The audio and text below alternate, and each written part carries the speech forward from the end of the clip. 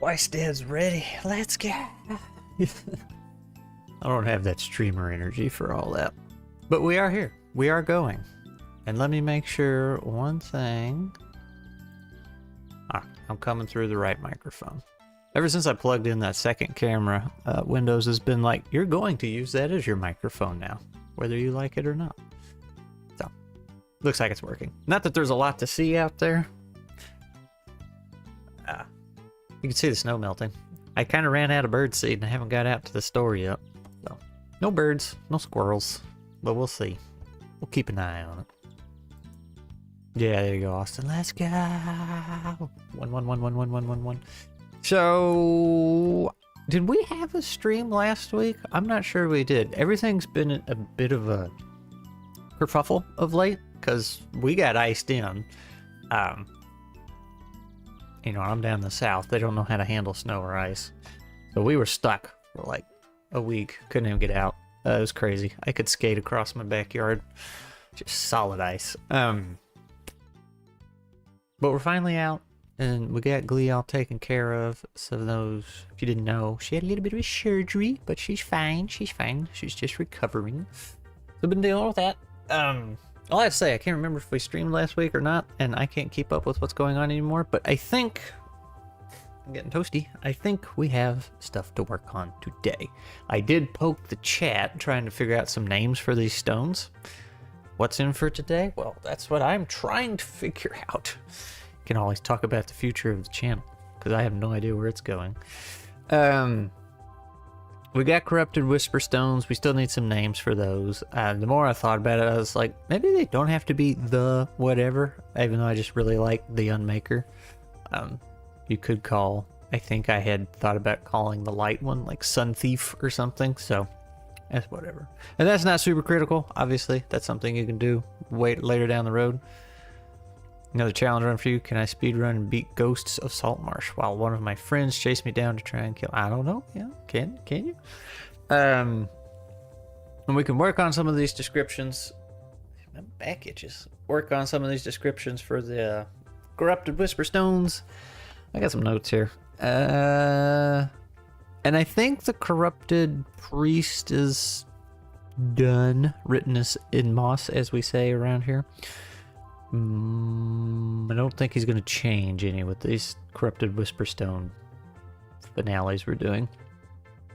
One thing, yeah, we could also work on the bird from the Twice Dead Swamp, get him hammered out. That's just really lore and fun stuff. But one thing, balance-wise, mechanic-wise, that needs some love. Because you remember how we have, when you're making your character, you have the base job you pick. You did like your nation, just, y'all had some good ones, some of you just had some silly ones.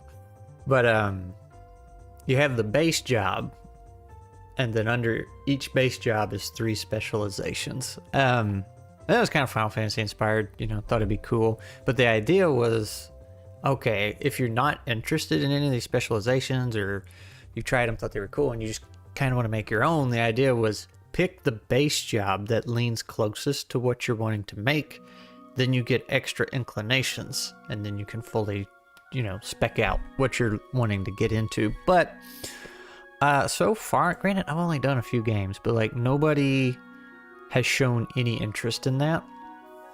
And the warrior base job and 3 specializations, it's the only one that does it, but it kind of goes against each other, because like the warriors, like you start with 4+ armor, which is, you know, all those base stats are supposed to carry into the specializations unless something adds more to one, whereas 2 of the specializations for warrior actually makes the armor worse, and then 1 makes it better. So it's like, all right, what's going on here? So that one's a little askew, not the end of the world, but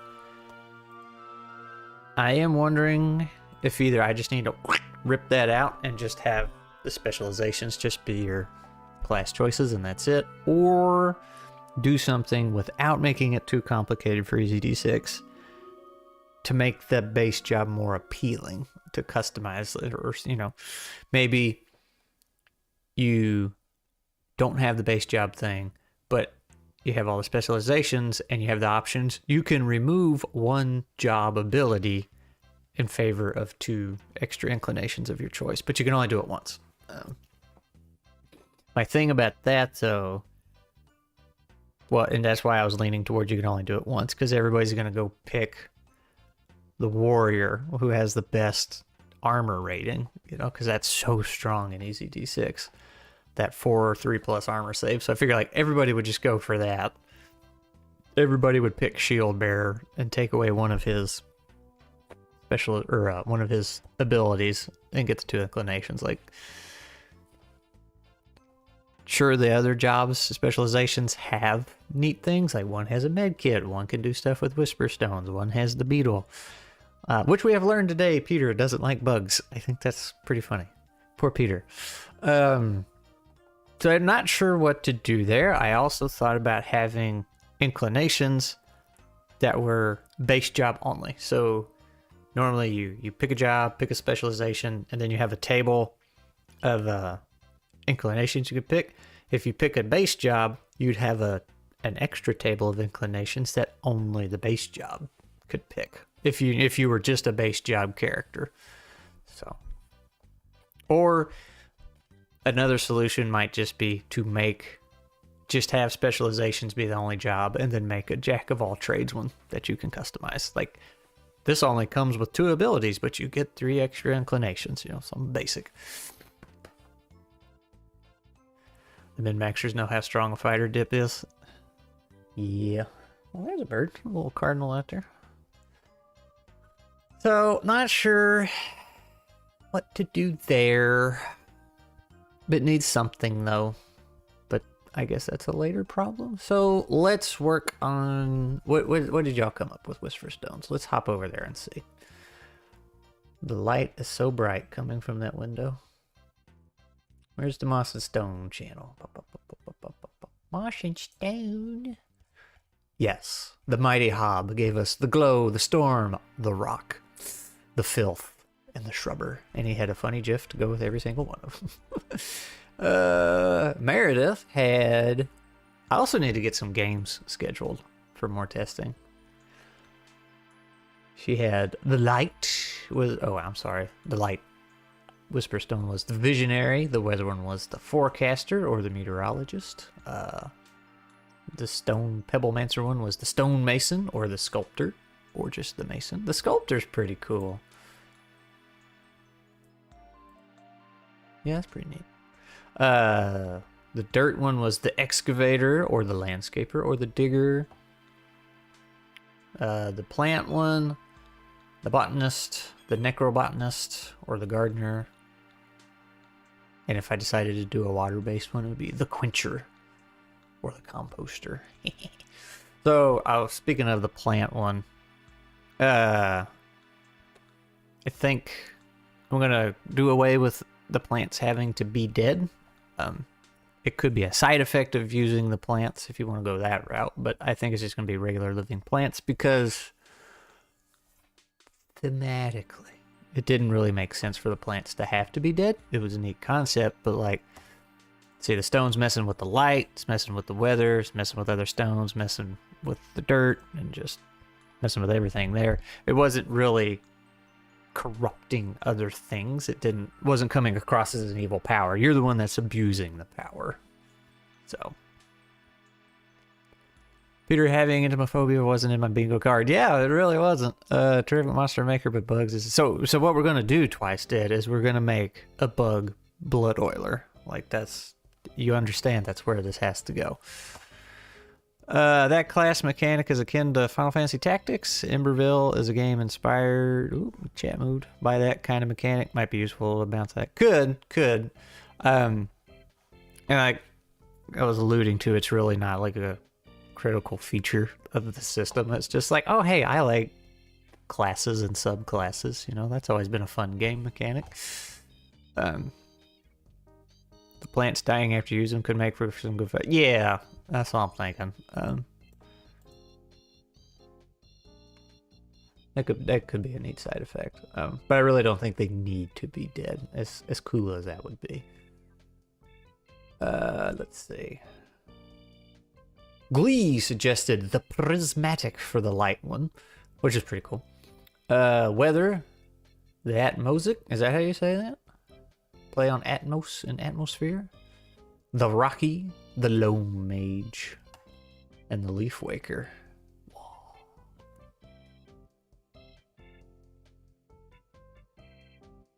Deleticus Maximus for the Unmaker. So, I think that, and we probably, I originally said, okay, we just need 6 schools of magic because I was going to roll d6, but then we had the super cool idea. I was like, nah, that should be, I really like the idea of the Hollow Tongues getting these abilities. Since you're using their heart for this. So it's like, yeah, they get these super cool abilities, and you know what you're getting into. So technically, we don't have to have 6. I guess we could have more, but 6 seems like a nice round number, right? For easy D6. Leaf Waker sounds fantastic. Well, let's do this. Get that saved so I can... Where is Undead Botany? Alright. Names.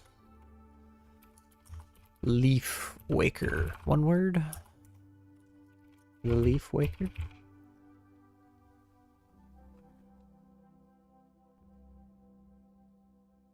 Prismatic and Lone Mage. I like prismatic. But the leaf waker, does that make it sound like it's just leaves? Or it's like all plant life?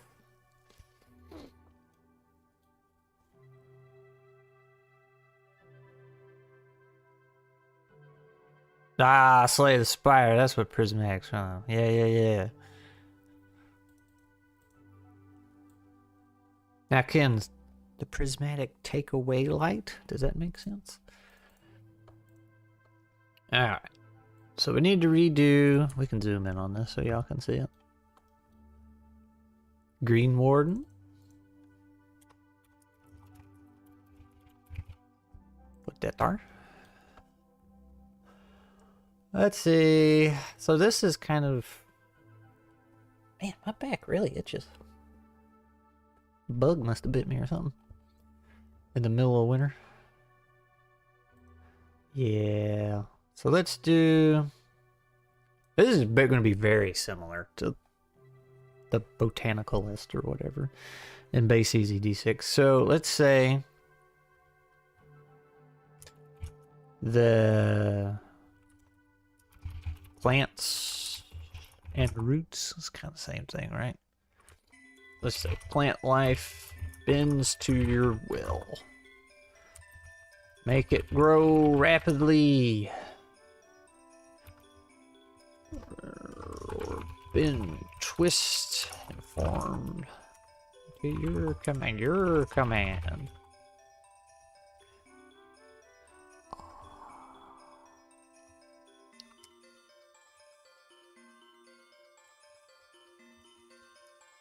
Balls of thorns can protect you. Find bridges, reach new areas.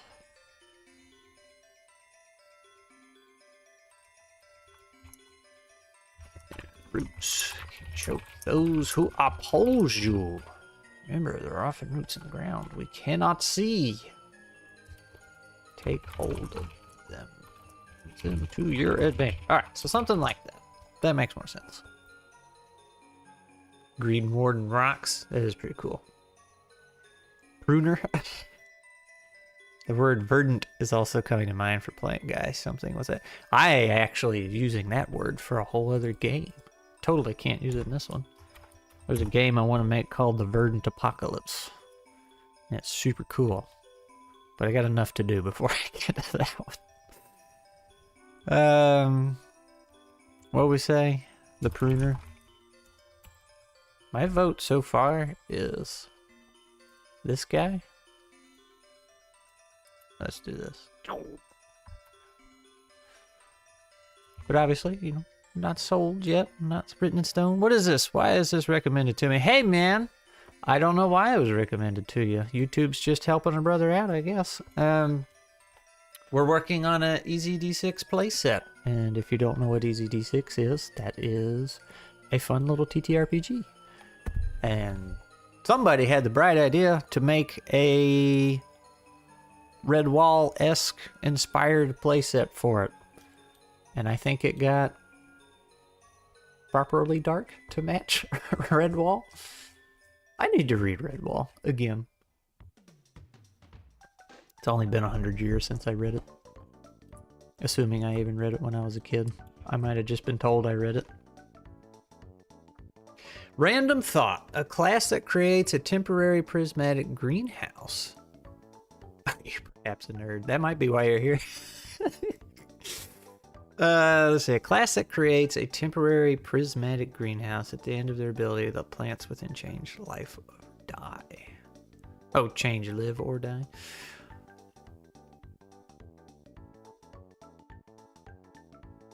Man, could the stone that controls light make plants grow super fast? Just like shove them full of energy. Oh, of course, TTRPGs. I've been watching some things. That's why you're here. Moss and Stone went from a little playset for something closer to its... Yeah. I mean, we're going to make it for Easy D6 and see that through. But it'll probably end up being its own thing. Start a Redwall book club in the server. I gotta finish Dracula first. I'm pretty close. I was burning my way through it and then just kind of fell off. And slow read.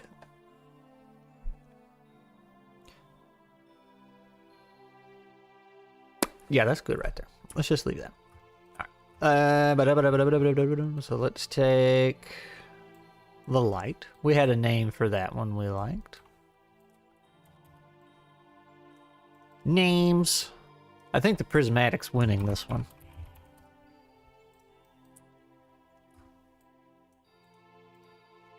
Now, would it make sense for Prismatic to be able to absorb light? I mean, I guess you're just changing it. Schmoving it around. The light stone can be a sun bleeder. Whoa. Taking the bright light of the sun and fragmenting. Ooh. That's cool. That's cool. The sun bleeder. You need light, but you also need fertilizer, and this undead botany uses death to shape plant life. Well, see, I think we did. We did away with the undead part of the plant thing. It's just regular plants. Seems like it made more sense and fit the other stuff we're doing. You control the light itself, bending it to your will. You can create a light so bright. I think this is all fine. You burn the eyes of others, remove all the light so there's nothing but darkness, make it seem as though shadows are alive. Actually, I think. So here's what I was calling it, the Sun Thief. You control the light itself, bending it to your will. It's pretty much the same. So that there's nothing but darkness, make it seem as though shadows are alive, warp the light, make yourself create entire illusions for others to see. Yeah. That's what we're going with. We'll just... Ta-da! So maybe that one's done?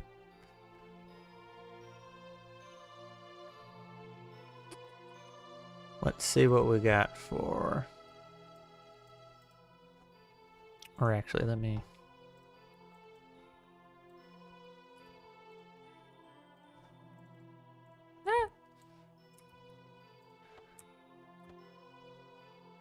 Sun Thief sounds great. Yeah, it's kind of neat. But that just makes it sound... See, if it was... some Banjo-Kazooie music. If that one was strictly making darkness and shadowy stuff, Sun Thief would have made more sense. I mean, I'll leave it in there, but... Because you're actually using light. Like, you can make a bunch of light. Which I guess you could say you're still taking the light and using it to your advantage.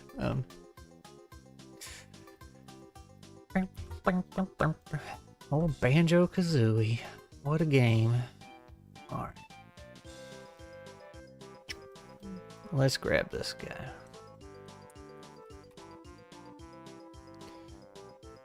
Easy D6 theme song. It's fun. It's pretty swingy, but in a good way. Usually I don't like swingy. It has exploding crits, and that's where the swinginess comes in. So, because you don't have HP pools, you just have a few strikes. So, if you get a lucky series of rolls, it can get bad real quick, or it can get good real quick if you're the one getting the crits. The odds of this happening were astronomically low, but a guy I was playing with one time had a pretty decent crit bonus. Yeah, exploding dice mechanics thing. And I was running him through a game, and we got to the boss, and he crit 14 times in a row. Just pop, pop, pop, pop. And I was like, well, boss is dead. You win. So, but like I said, the odds of that are so low. When it happens, you can't help but laugh at it. Fast and fun. Yep. My only thing is once you figure it out, it is very simple.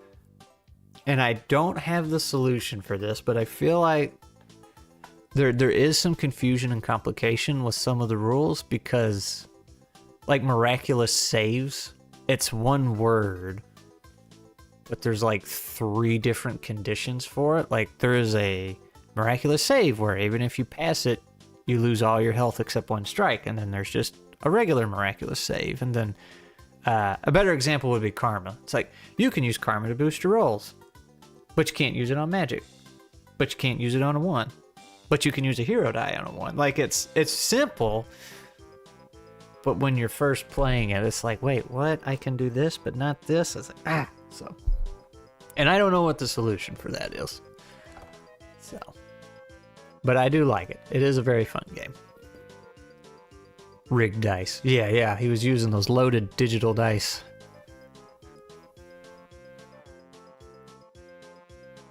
Anyway, the Deutmancer.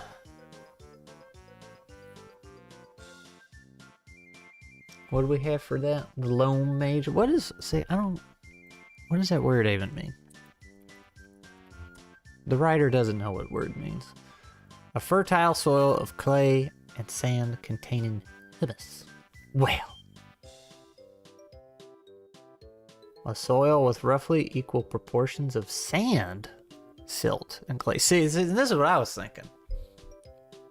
If you have the corrupted whisper stone that lets you do the stone mancy stuff, like make your stone golems and stuff, I was thinking, okay, well, what if you're on a beach? Because isn't sand like just ridiculously tiny rocks? So make a sand golem. Or would that fall under the Dirtmancer, dude? Digital that clears up. Yeah, he was using Foundry, and it was on my end. Loam is just a type of dirt. 14 times I would have handed my own dice. Or I trust those dice. Yeah, no, it was... He had a bonus. It wasn't a huge bonus, but we did make a mistake. And it was giving him more dice than he should have. We messed up, but it wasn't that bad of a mess up. He really did just roll that lucky. So, and it was funny. Loam. It's a fun word. Loam. Alright. The Lone Mage. That's not how you spell it. The Lone Mage. Did I have one for Doit? The soil beneath you. Yeah, let's use those. These were a little more recent than these, so. The soil beneath you is at your mercy. Create tunnels and holes in nearly an instant. Bury your foes alive. Trap their feet so they can't move. Raise pillars of dirt to come crashing down. Create massive landslides, or simply hide your tracks. Very small use of that. An evocative word. Loam. Well, what do we got? The Lone Mage. I guess the Filth was supposed to be the dirt one. The Excavator or Landscaper.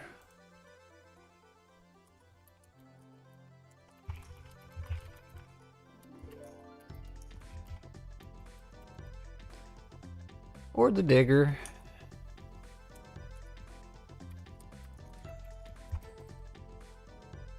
Dun, dun, dun, dun, dun, dun, dun.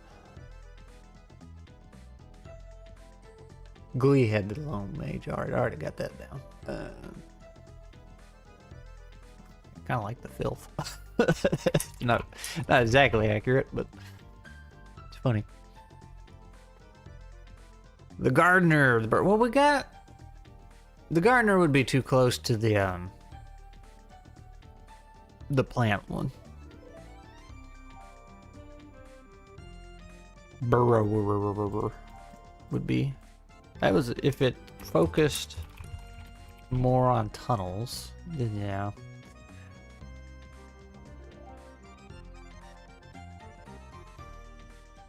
I'm moving different. My soil sorcery is beyond you rats.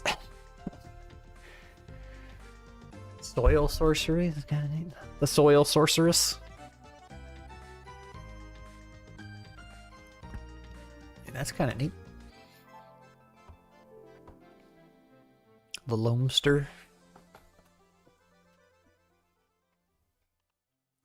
Soil maintenance engineer. The soil engineer.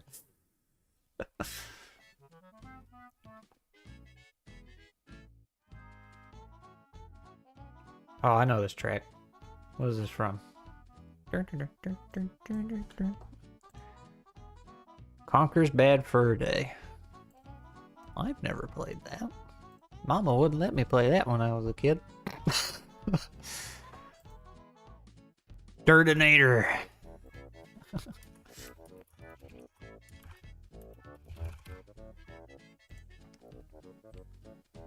The Loamstone. Ooh. Yeah, the Loamstone. Let's put that...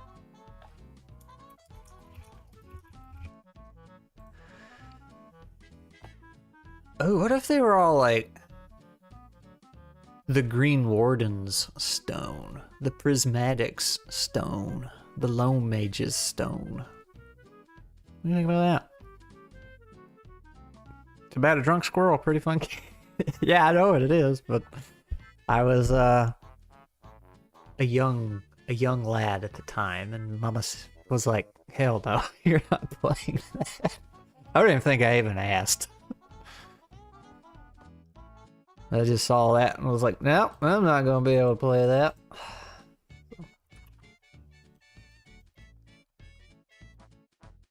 Soil Mage.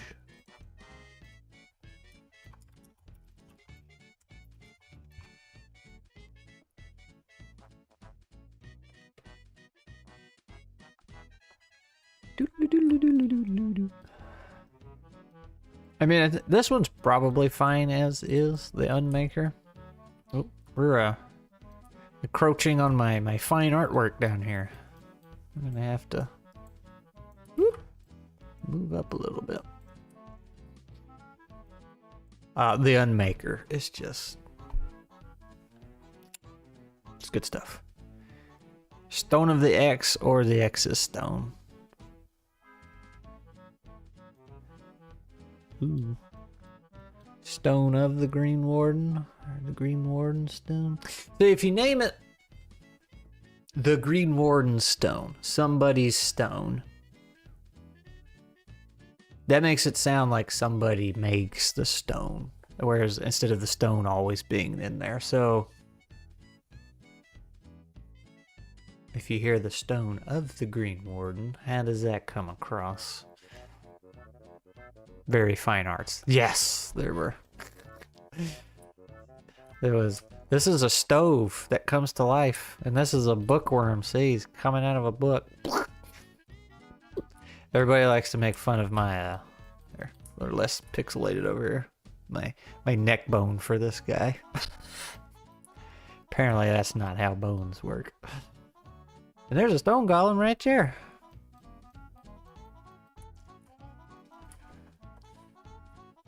Oh, the stone name could be a play on words of the class's name? Like the good green stone, the green worn stone. Mayhap, mayhap. Mayhoop.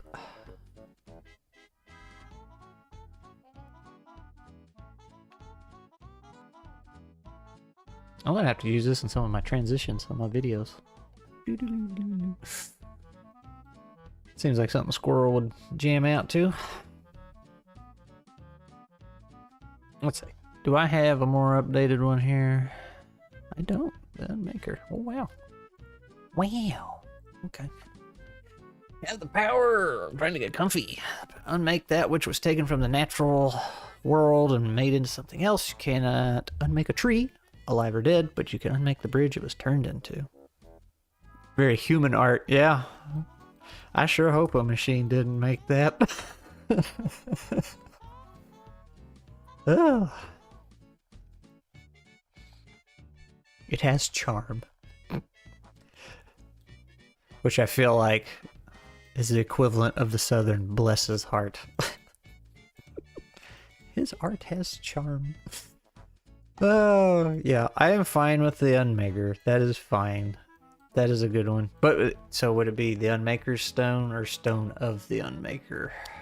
That sounds so cool. Stone of the Unmaker, but... Alright, so show of hands. If you were playing this and you saw the Lone Mage's Stone, the Unmaker's Stone, the Green Warden's Stone, would that imply to you that these were tools made by somebody? Like the Green Warden Stone. It's like, oh, that is a tool the Green Warden made. The Green Warden might be some deity, entity kind of thing. Versus if you heard Stone of the Green Warden, Stone of the Unmaker.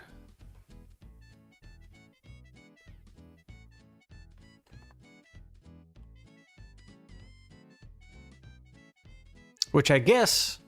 I could see an argument either way for both of them, so maybe it would be best just to call it the Unmaker, the Green Warden, the blah blah blah blah.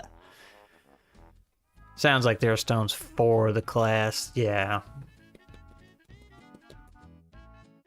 So I think we'll leave stone out of it then. It's kind of lovely. So it's just the Unmaker, the Green Warden.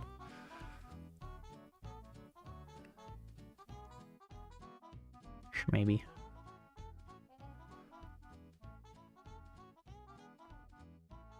Well, instead of the Unmaker's Stone, what if you did the Unmaker Stone? Oh.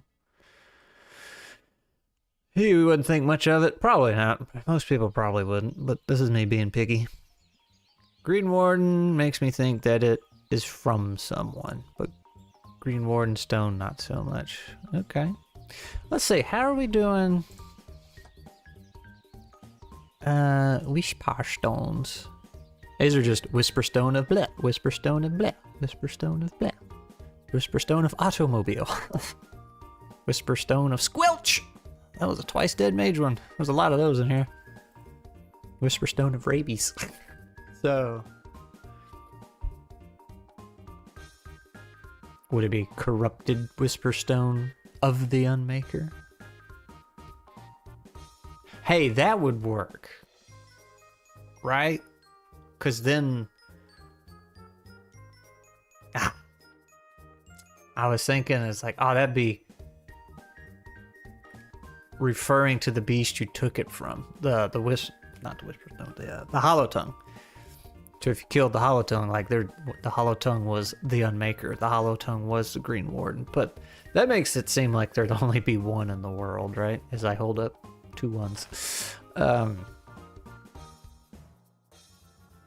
I mean, Hollow Tongues are supposed to be pretty rare. So you could lean into that, and that's be like the locals call that Hollow Tongue. It's like, that's the Unmaker. And remember, we had talked about this level of hollow tongue being even higher than regular hollow tongues. Like, this is their final evolutionary stage. So they would be, hollow tongues are already rare, and then this level of hollow tongue would be even more rare. Rarer. How do you say that? More rare?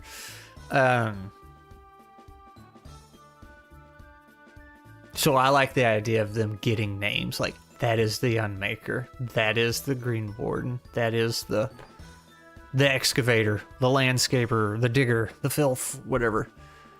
The prismatic. So, corrupted whisperstone of... Stone of green warding, stone of unmaking. Making it a verb could work. That too. I think I'm going to lean... It's kind of lengthy. Corrupted whisperstone of... the... whatever. Because it's the beast's heart. The beast! The hollow tongue. The hollow tongue. Okay, let's do that. So, for example, it would be corrupted whisperstone of the Green Warden. Like I said, a little lengthy, but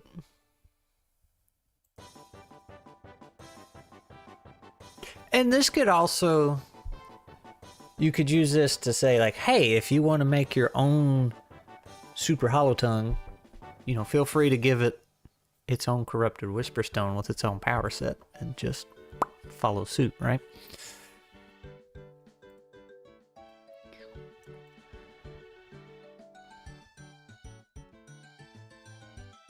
Because that's the idea. You want other people making stuff, right? Having a good time. You're just laying the foundation out for them. The not-so-green stone. Okay. So, I'm good with the prismatic. Why not give their stones their own name? Hollow stones, heart stones. Yeah, we thought about that, but I went with corrupted whisperstone because it's still a whisperstone. It's just been corrupted.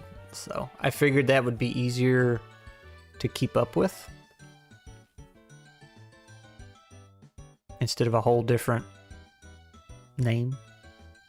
But I guess since their power sets are very different, you could. A hollow stone.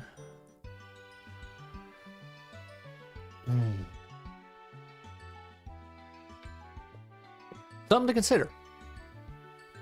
Something to consider.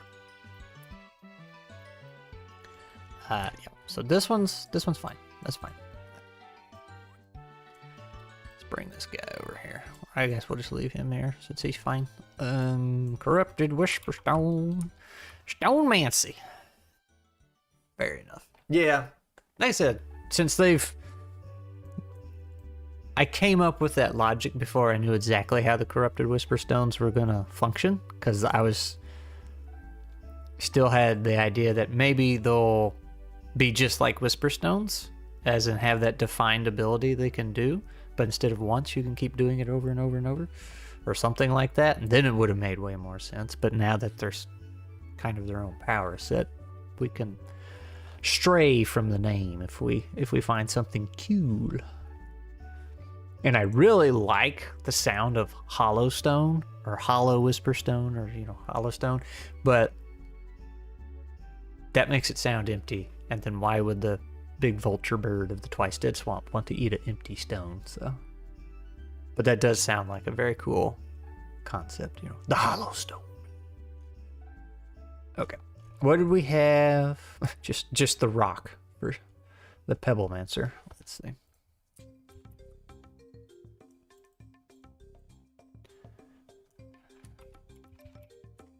Pebblemancer.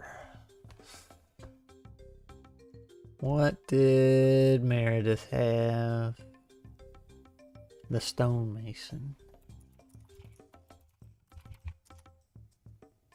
Or the sculptor. The mason. And what did Glee have? the Rocky because she thinks it's funny. Okay, I'll put y'all's joke ones in here. The Rock and the Rocky. That sounds like Gomon. Is that Gomon? It is Mystical Ninja, starring Gomon. That was such a weird game, but a good one. It was super fun. Alright.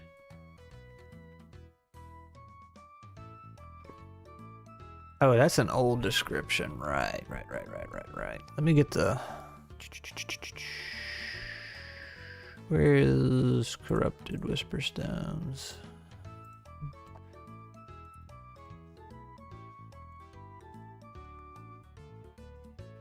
You're now in tune with Stone.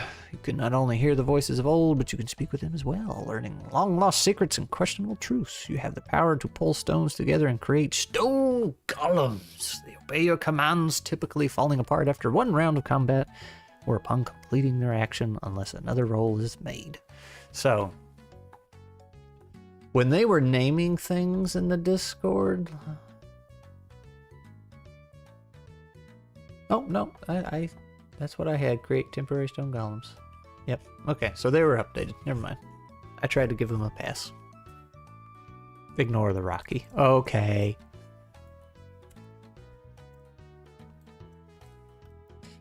So this one is not so much just about hurling stones and moving them. It's like you're making stone golems. You're bringing them together and listening to what the stones have to say. So...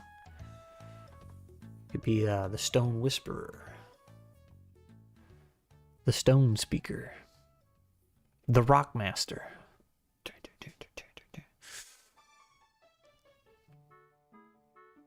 Boop, boop, boop, boop, boop.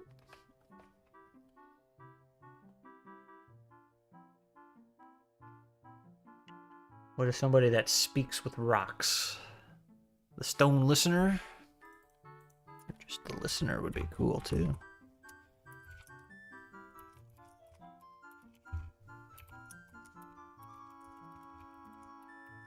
Do that.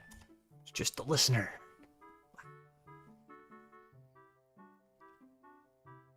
Gray Magic, Mason Mancer. Ooh. Graveler. Well, you know what? Now that you said that, you know what we have to do.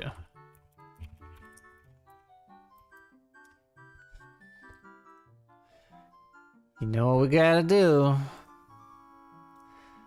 Gotta get the guy out here.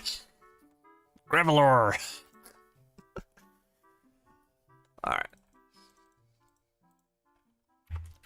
Let's see what you got here. Gray Magic. Mason Mancers. Pretty cool. Graveler. Rock Tongue. That one's pretty cool too. Like Hollow Tongue, Rock Tongue. You second Mason Mancer. Okay. But see, my problem there is very cool, but a lot of these, when I hear them, I'm thinking somebody who just like is shaping stone. Because a masonist is somebody who cuts stone, right? I forgot the Pokemon. Well, he is, in our defense, so we don't get sued. He is spelled...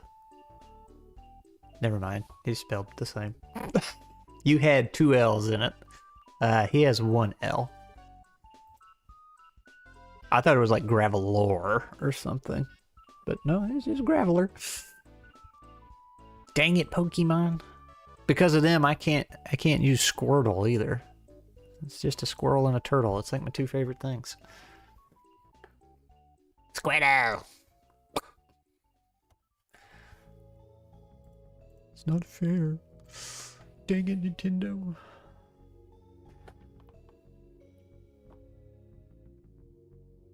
See, what's something that leans into...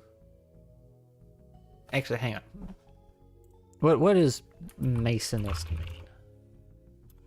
Is that even a word? No, not masochist. Masonist. I thought that was a word. The work of a mason. Masonry. Hands roughened from carpenter. Oh, that is so unhelpful. Rock rabbi? Ooh. Masonry, something constructed of materials used by masons. Okay, alright.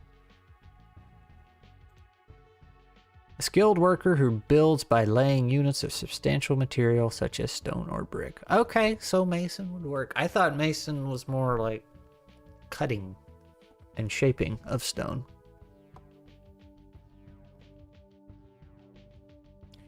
I was wrong. Yes.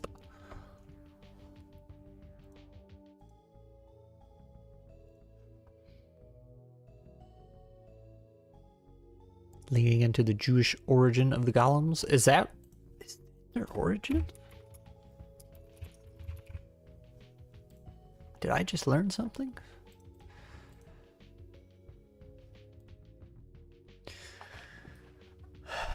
Mason Mancer. We got votes on the Mason Mancer, so I'm gonna put a little. Yep. Can you highlight? Nope. But you can do this. You can.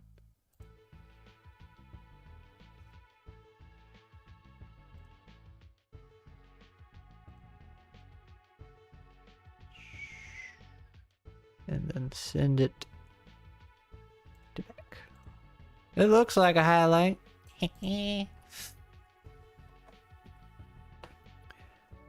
Mason Mancer. The sculptor is pretty cool. But that also sounds like... Pebble Mancer just sounds awesome, but I don't think it applies. Flinging little rocks everywhere. Rock Tongue's pretty cool too. Mason Mancer might be it. I don't know, Rock Rabbi. That's pretty neat. Sometimes, you know, you gotta worry about how it will be perceived. Is that offensive? I don't know. I mean, obviously something's going to offend somebody, but... Let's see. Ah! I'm getting into the artwork again. We must fly. Wisp of stone corrupted of seasons. Man was made of mud. A golem is a man making a man, but failing. But the words of power and divine inspiration allowed to be advanced. Okay, I see what you're saying. Yeah. That's some pretty solid logic. The Rock Rabbi. Because, like, that's about talking to them, too, you know, or talking to them.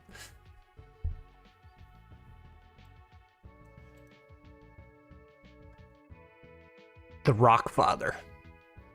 That just sounds like you're jamming out. You say the Stone Father, maybe? Stone Master? Seasoner? Let's see. Let me... The weather's yours to command. Oh, I hear Mario 64. Great rain to flood an entire room, or freezing temperatures to cripple your enemies. Summon tornadoes to demolish fence walls. Lightning storms to smite those who oppose you. Size. Yep. Okay. That's fine. Alright, you said it. I'm putting it there. I think the Talmud describes Adam as a golem before God gave it breath and divine spark. So I think you are right. Because now that you have brought that up, I feel like I remember people talking about that before. Not on stream, but a good whiles back. in some other studies. Let's see.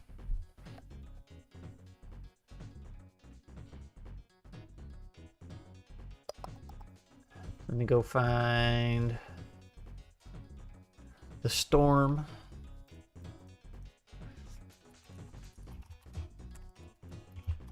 Was from the Mighty Hoob.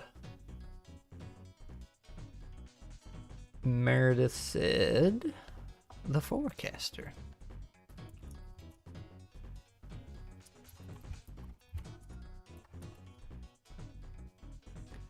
Or the meteorologist. That's too hard to say. Alright, you know what, guys? I cannot keep these silly little earbuds in my ear, which is why I don't ever use them. But I was trying. So we're going back to the tried and true.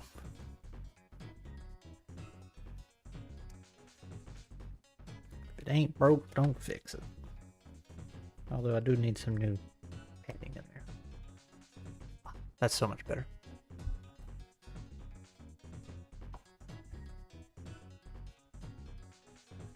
Alright. What did Glee have?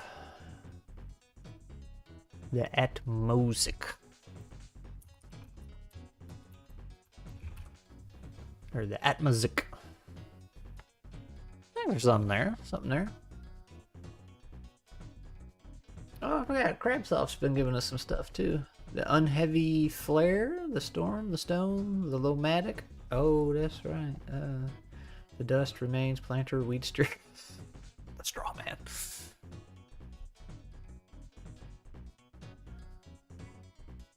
The Lomatic. Windblower, Cloud Bouncer. That's a cool name. Storm Speaker. Ooh, Seasoned Shepherd.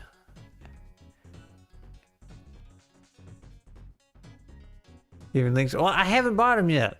I'm getting ready for another Amazon order, and I was just thinking about those right before the stream too. I got them like on my list on Amazon, so don't worry. It's not like I ignored you.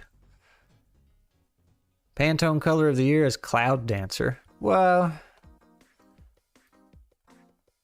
Glee would know that.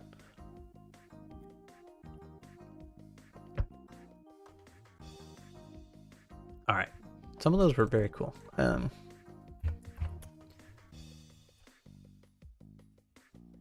Bouncer. It doesn't make sense, but it's such a cool name. Right, it doesn't make sense for this. Storm Speaker though, and Seasoned Shepherd. That's not. Is that how you spell shepherd? It's not yelling at me. I did not think that was how you spelled it.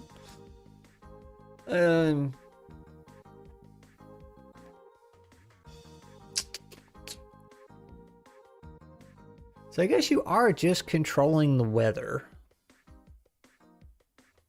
You're moving weather patterns, I guess. You're not really just summoning ice or creating water for rain. Like, you are bringing that weather in. Which, depending on your environment, might make it easier or harder. So like if you're in the middle of the desert and trying to freeze somebody, it might not go so well.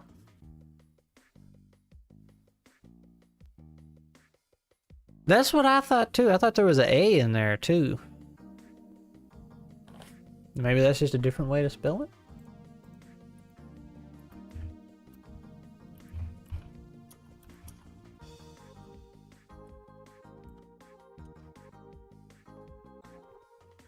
The correct spelling is shepherd with the PH, shepherd, which refers to a person who tends sheep. The term shepherd, P-A-R-D, is a common misspelling and is often confused with the correct term.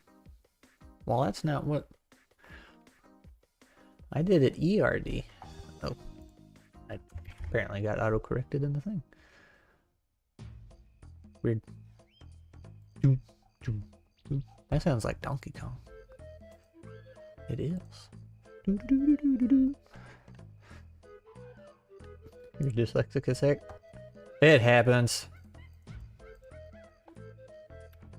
Shepherd?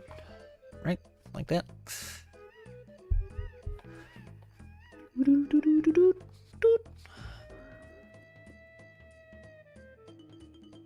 season, the storm, the forecaster meteorizes the atmosphere.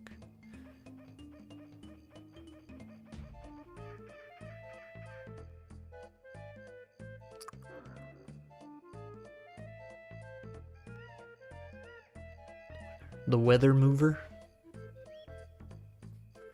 Kind of lame.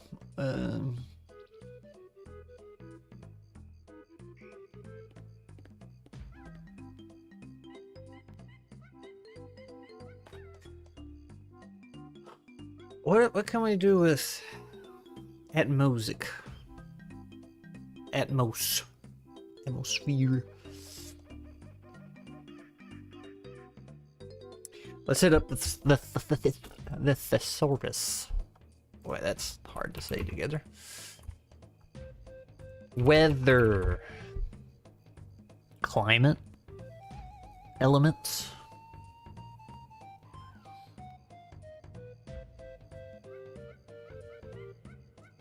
Alright, let's go.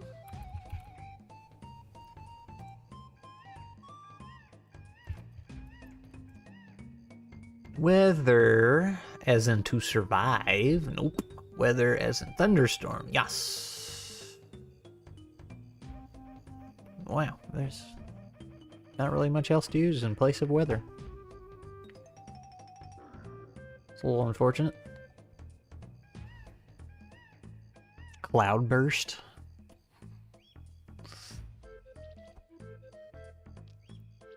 Weather Wrangler.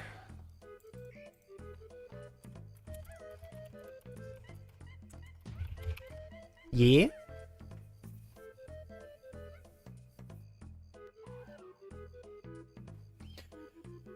Okay.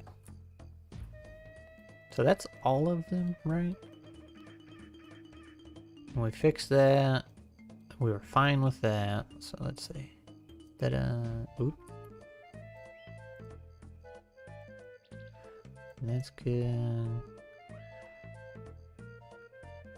Well, let's revisit that. This one was all okay. We didn't do anything to that. And we're fine with that. Okay, yeah.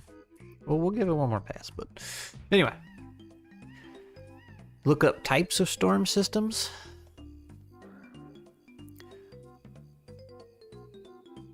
Storm speaker name, let me see.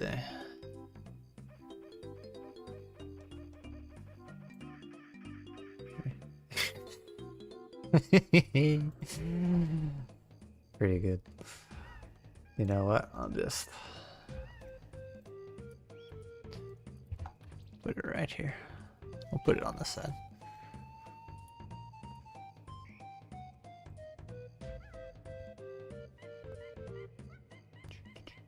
Let me look over here at what did people have for that? Oh no, I already got them. Never mind. Types of storm systems. Types of storm systems. Thunderstorms, single cell thunderstorms, multi-cell thunderstorms, squall lines, supercells, winter storms. All right. 19 incredible types of storms. What is a storm? Blizzard, bomb cyclone. I did Derecho? I don't know how you say that. Something with wind. Dust devils, dust storm, firestorm, gale, hailstorm, hypercane. Very strong tropical cyclone. Still hypothetical. Guess that's good. Ice storm. Mid-latitude cyclone, nor'easter, snowstorm, squall, thunderstorm, tornado, tropical cyclone, windstorm, winter storm, sky shaman, the squaller, Mehoop. What is a bomb cyclone? Bomb cyclones don't actually have anything to do with bombs. That's good. Rather, a bomb cyclone is any mid-latitude cyclone that experiences a major and rapid drop in atmospheric pressure.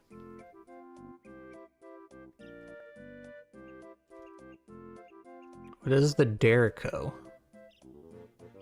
Oh. Pronounced Derecos. Derecos? Derecos? I don't know how to read. Are a unique type of highly violent, widespread, and long-lived windstorm. These storms are normally associated with large, fast-moving, severe thunderstorms as they require deep, moist convection in order to form. Interesting. Gale is an interesting word, yeah. I'm really liking the Atmos something, though, like you were talking about with the Atmosic, or however it was pronounced, you know, just the atmosphere.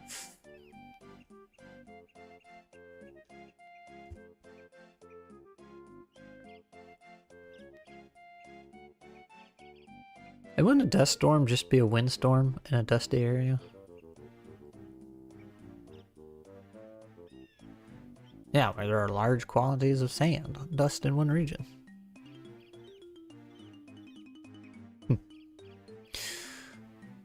Isn't Gale a name? It is! My art teacher was named Miss Gale. She taught me how to paint. Can't you tell? She did such a good job teaching. Oh. Atmosmancer? Or Atmomancer? Playing words with Atmos? That's what we're trying to figure out. The Atmosmancer.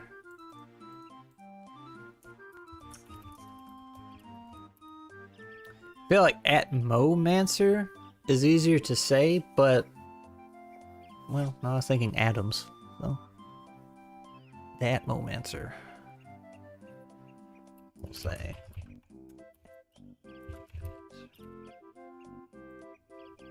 Very good. Could you just have the Atmancer? Teacher Gale made an artist of such skill.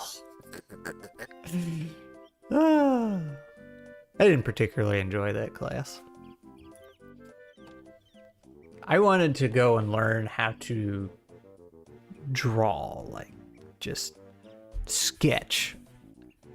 You know, I was a little kid. I wanted to draw spaceships and, you know, robots and stuff. And she was like, nah, we're gonna do classic art or whatever. I'll teach you how to do your basic shapes with the sketch pencil thingy, which was, you know, obviously that's how you start, but then we just went from that to pastels, and then we were always painting and drawing like Thomas Kincaid style pictures, right?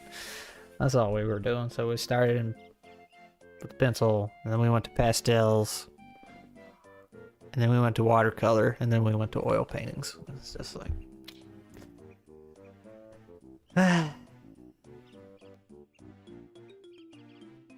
howdy, hey, what's going on, Sabuth? Smancer is a bit, yeah.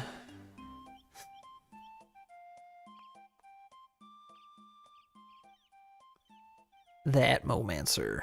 I kind of like that one. Or you could just do the Atmancer, but that might be too short. The Atmomancer.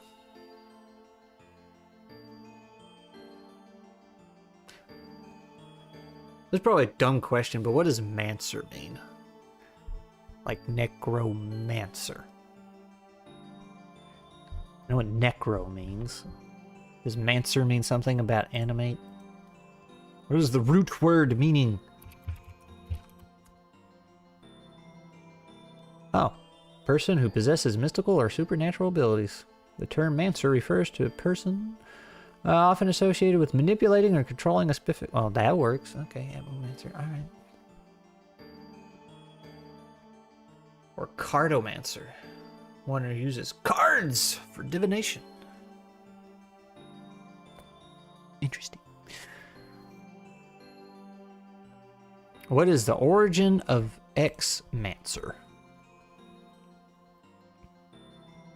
According to this answer, which says according to the Wikipedia, comes from the Greek mantia, meaning prophecy, and at least some of these terms were coined by medieval scholars. Well, there you go. Let's see. My art teacher made me choose a famous painting and recreate part of it. I did Las Meninas and chose the girl next to Princess because I found her cute. Well, there you go. I did oh,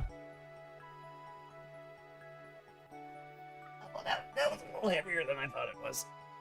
I did a Bob Ross painting not too long. Well, I guess it was some years ago at this point. This is with the Bob Ross paints. There's supposed to be a cabin, I think, right here. Or no, I think it was right here. But I didn't want it. I just wanted trees.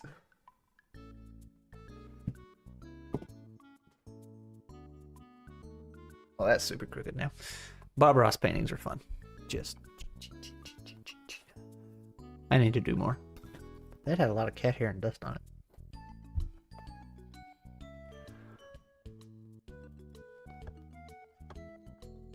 Maybe that's what I'll stream next, is a Bob Ross painting. That Mosic Magistrate. Whoa. Magiat Mosic. Magiatmos. Boy, those are difficult. I like that one though. Atmosic Magistrate.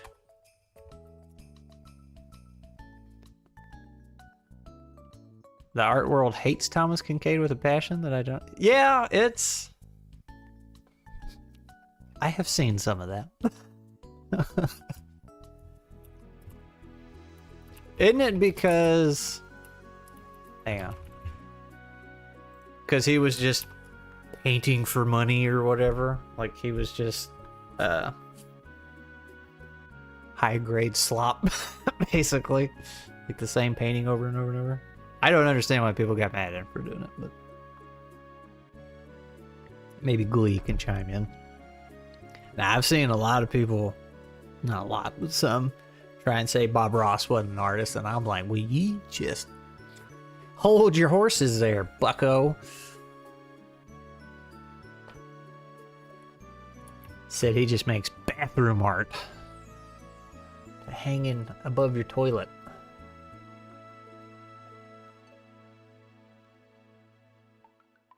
I thought the way Bob Ross painted was the artistic part, not so much the end product. You know, he just gets in there in like 30 minutes. Done. It's so easy. It's so cool. Thomas Kincaid is just so boring and repetitive, and the lighting never makes sense. Okay. That's what I was thinking. It was the boring and repetition.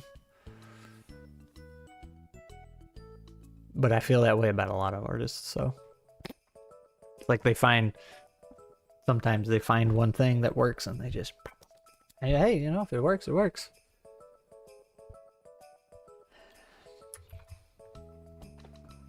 I make two types of videos, a TTRPG review and a writing video, so. I've yet to find a definition of art that makes sense, because there is none.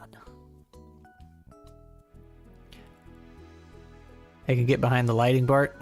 I'm a bit extra biased against his work because my mom had a bajillion of his paintings. Yeah. Yeah, she was of that era. Yeah.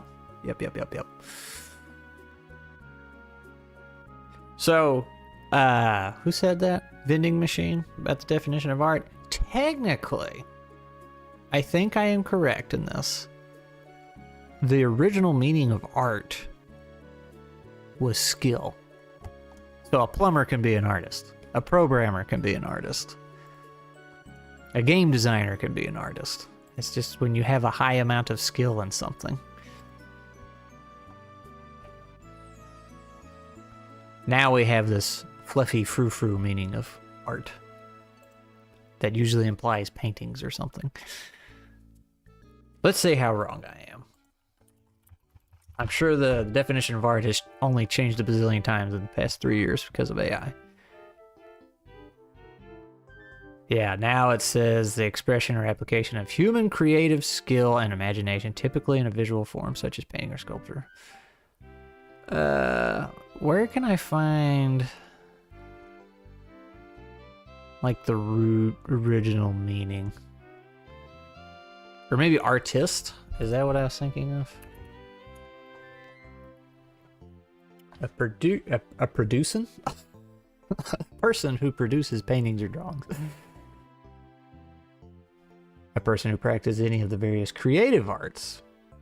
There you go. A person skilled at a particular task or occupation. So maybe that's what I was thinking of. A surgeon who is an artist with a scalpel. I like the sound of that, but then just call it a high degree of skill then. Yeah, but that's so many words. Everything glows like it's Chernobyl. I have to go look at a Thomas Kincaid picture now. Thomas Kincaid painting. I haven't seen one since art class. It was like 30 years ago.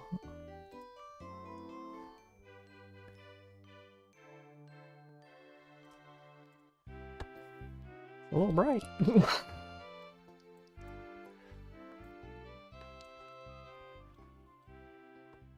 It's a little lit up, isn't it? So I've never been very good at light sources. Some people can just see it. Also, it looks like this path just goes off to nowhere. This is AI. You got like light coming down here.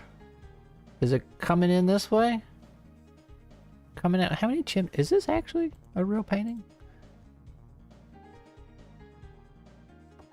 How many chimneys do you have on your house, man?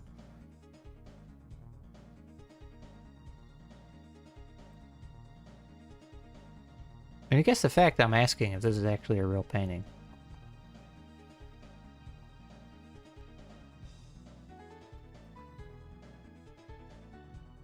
Oh, that's right, he did some Disney ones too.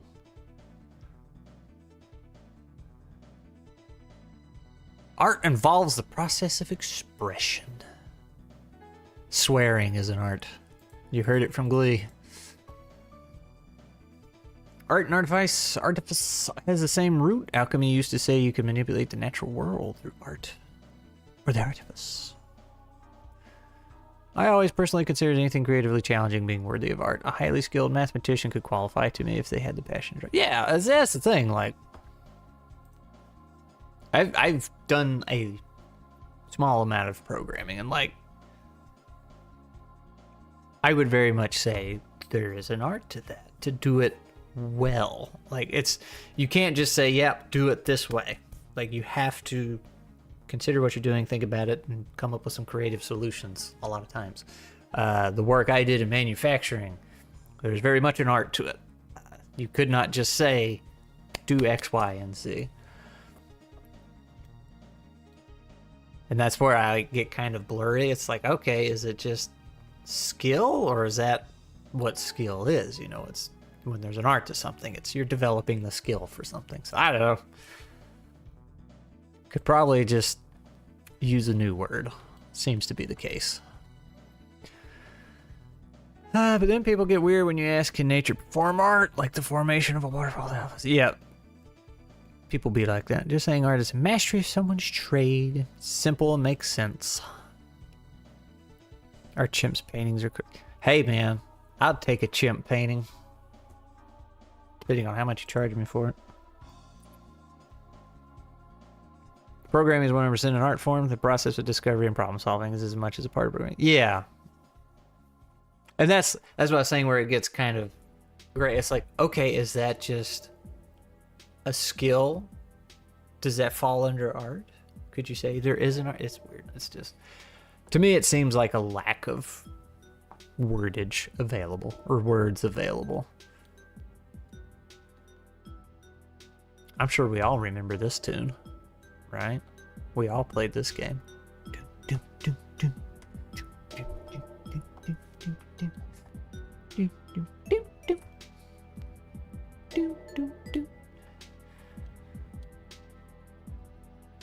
It's just the pause music. Legally, the photo that a chimp took of itself wasn't copyrightable because the person didn't make it. The chimp's got no rights. Oh, that's how we ended up with Planet of the Apes. Alright. I am leaning towards... Can I... That one. Send to back.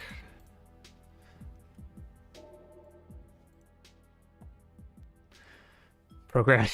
That's closer to sorcery than anything else. Why are you writing in a weird language to force lightning and stone to make your bed? You witch. You're on to something there. Alright, so let's do one final pass. Actually, before we do that, let's go look at the Dirt Mancer here. Lone Mage, Lodestone, Landscaper, Excavator, Digger, Filth, Bro, Dirtinator. They're the Soil Mage. The Excavator sounds cool, but technically you're doing more with it than just digging holes.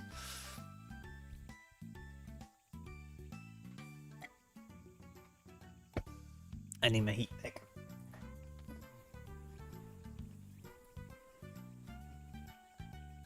Because the soil beneath you, create tunnels, holes, bury your foes alive, trap their feet, raise pillars of dirt that come crashing down. So you're moving dirt. Loam Shaper.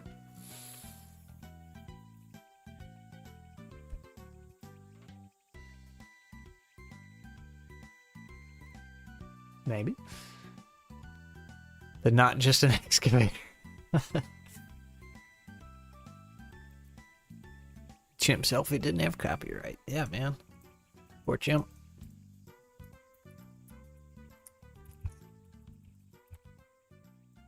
Let's hit up the old thesaurus again.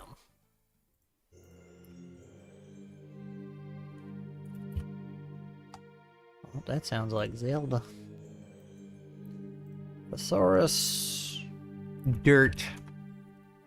Soil, sand, ground, mud, earth, gravel, dust, muck, mold, clay, clod, silt, loam. What is the definition of loam? Topsoil. Good for growing plants. Sediment.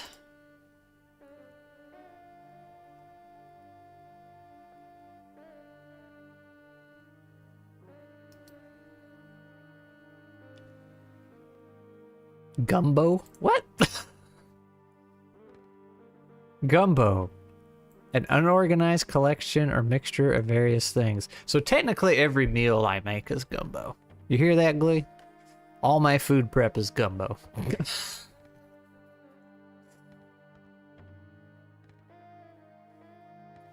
The Gumbo Mancer.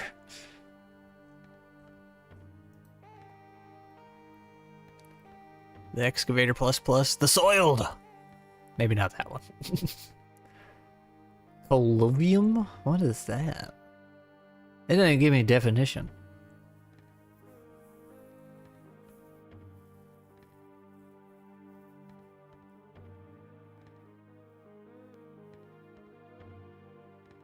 That's a weird one. Guck, which is a variant of gook. You're fading over there. Well, go to sleep. Your medicine's probably kicking in. Mud Mage, Ground Shaper. Ooh, I like Shaper because you're moving all that stuff around. Like I said, you can make a pillar and you can just forming a tunnel and a hole. I like that.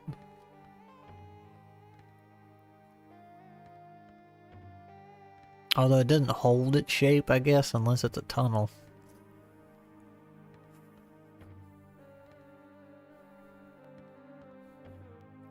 Earth Mover.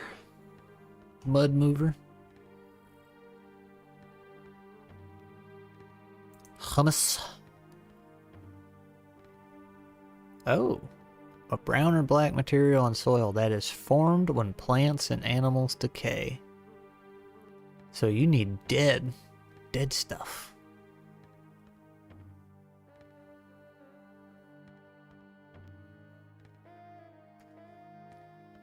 Big fan of Shaper in general for any... Yeah, it's pretty cool, isn't it?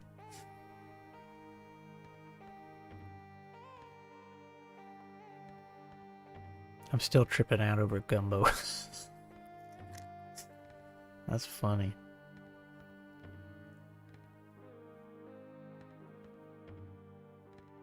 PETA choosing. Oh, is that PETA that said the copyright?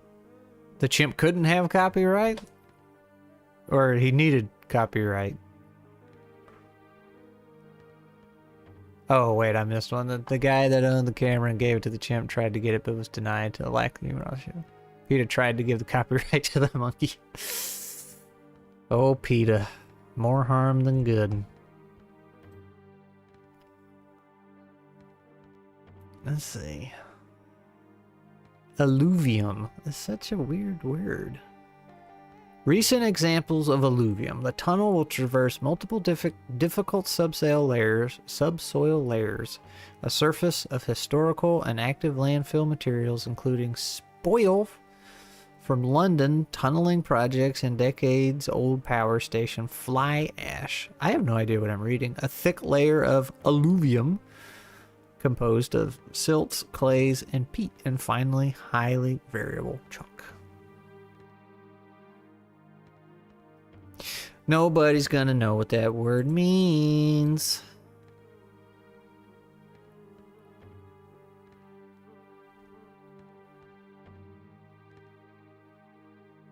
The hummus gobbler.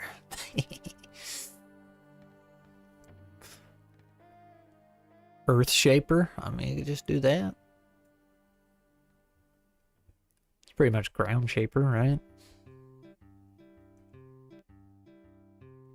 There's some Yoshi story.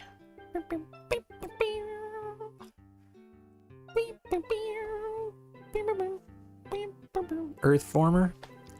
Yeah.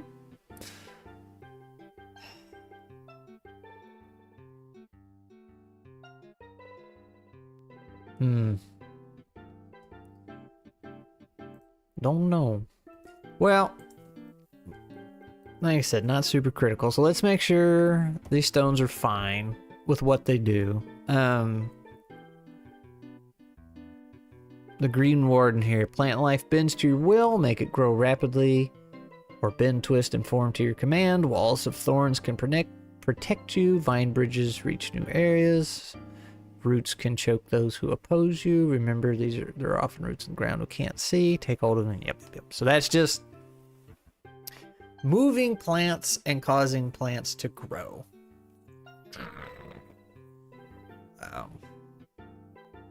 We did talk about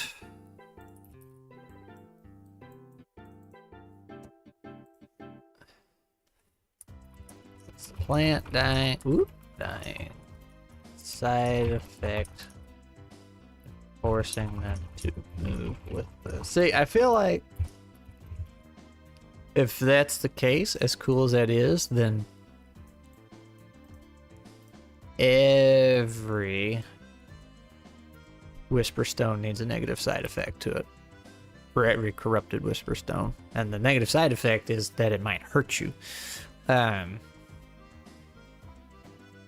it could be neat. Like, because every time you use it, it's like, it might be too much. Because it's like, oh yeah, every time you use this corrupted Whisper Stone, you have a chance to kill yourself or hurt yourself.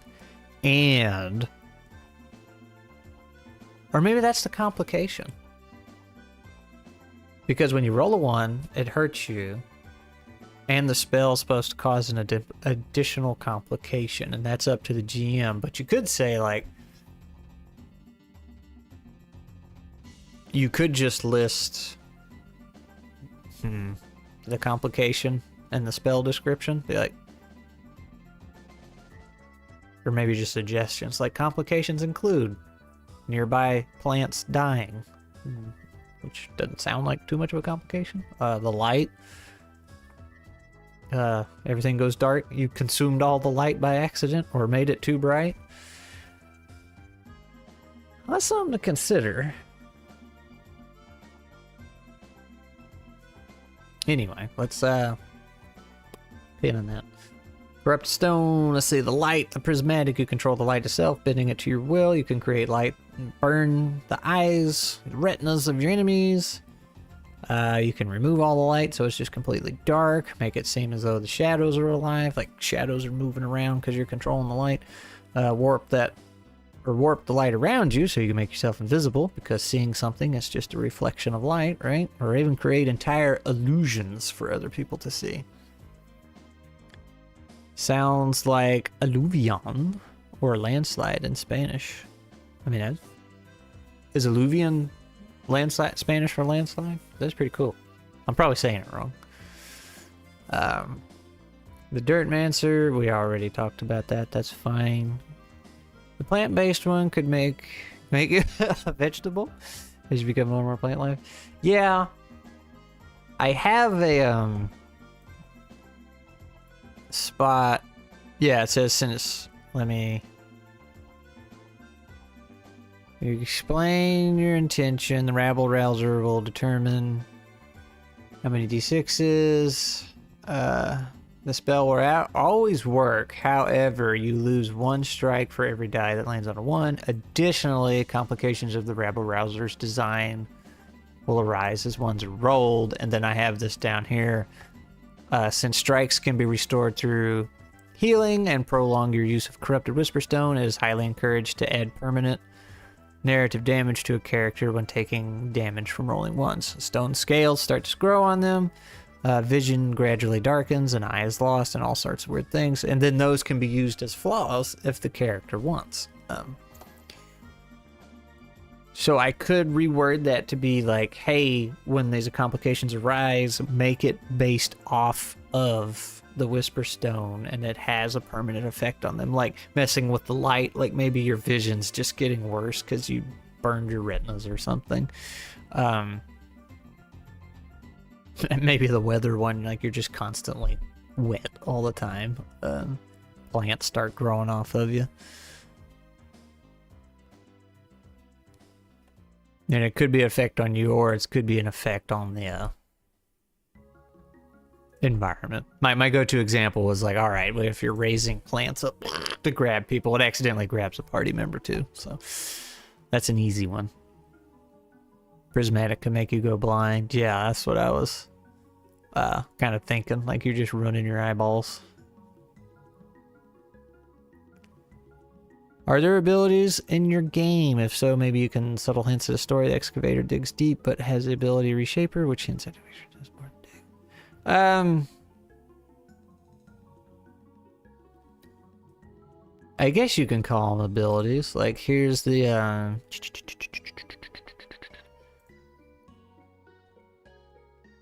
like the shield bearer.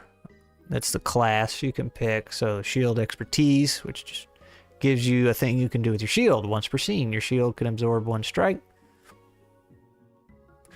Damage on a failed save. Not today. That's where you can blow your shield up.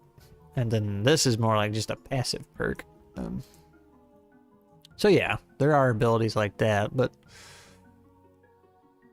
not a whole lot. Typically not how the game works. Because Easy D6's goal was like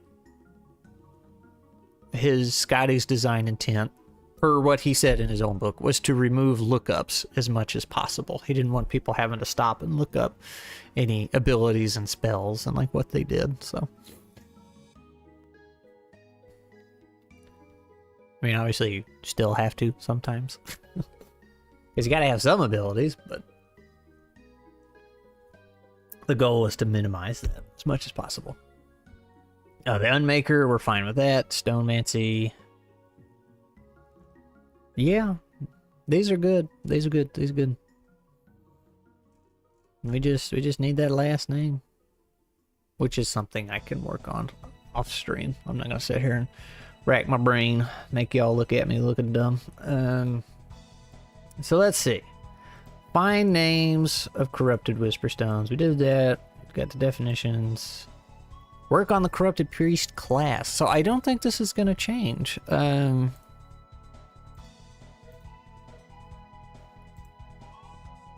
Love me some Rainbow Road music. This is a fun one to do on the guitar. Anyway, Instead of 2 random whisper stones, which is what your student thing normally starts with, you get a corrupted whisper stone of your choice. When using your corrupted whisper stone, you may roll a single die that lands on a 1, so you're save yourself some hurt.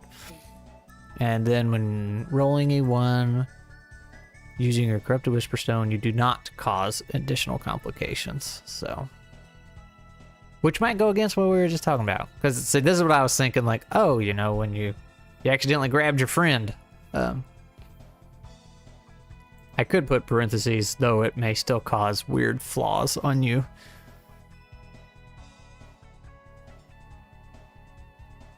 Sometimes I feel like we were just 4 guys making a game as we go. I mean, pretty much. It feels like I'm on high school again, just making stuff. Hey, man, that sounds like a good time to me. Had less bills to pay in high school.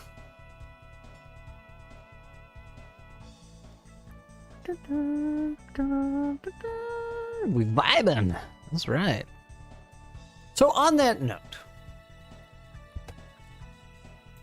I like streaming. I really do. It does take some work, especially when we do something like this. Like, it's a whole project I have to finish, right? The whole Kickstarter and everything. But I really like streaming, and I'm trying to determine here how much of this I'm allowed to say, because technically it was confidential. But if you noticed in the tags for today's stream and last stream, there was a hashtag Feb feature. I've actually been in touch with YouTube. They've been reaching out to individual creators and trying to help them out, and I have a community manager now. It's wild. And she said that I need to focus on streaming. And I was like, well, can you give me a hint as to why? She said no, basically. But long story short, I like streaming. They want me to stream more. I don't know why I'm highlighting this. I guess it helps me focus. They want me to stream more. I like streaming. But I cannot do that and produce a long form video every 2 weeks. Like the one that's coming out, I really like doing it. But I'm struggling. Like this is a script that I'm having a lot of trouble with making a point and making it beneficial for y'all.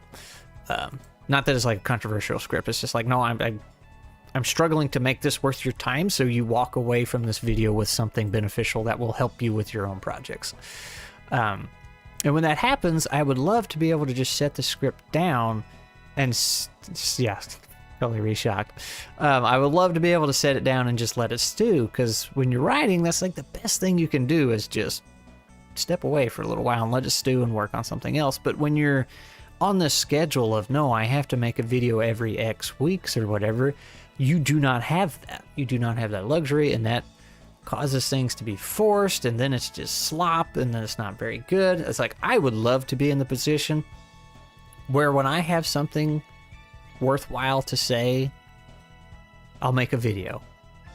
If I don't have anything to say, it's like, you're not going to get a video. Like, I would love to do that, but you can't grow on YouTube, is my understanding, unless you're rolling something out constantly. So I'm like, okay, if I lean more into streaming, which I feel like is beneficial, because like we just said, we're enjoying making these things, and I feel like the Mavericks and Monsters, it shows people like, oh, hey, yeah, you can just take these things, do whatever, and then I will just give you a page of Mavericks. Like, here you go. Like, here's what I made. Use it in your own games. Something you can use.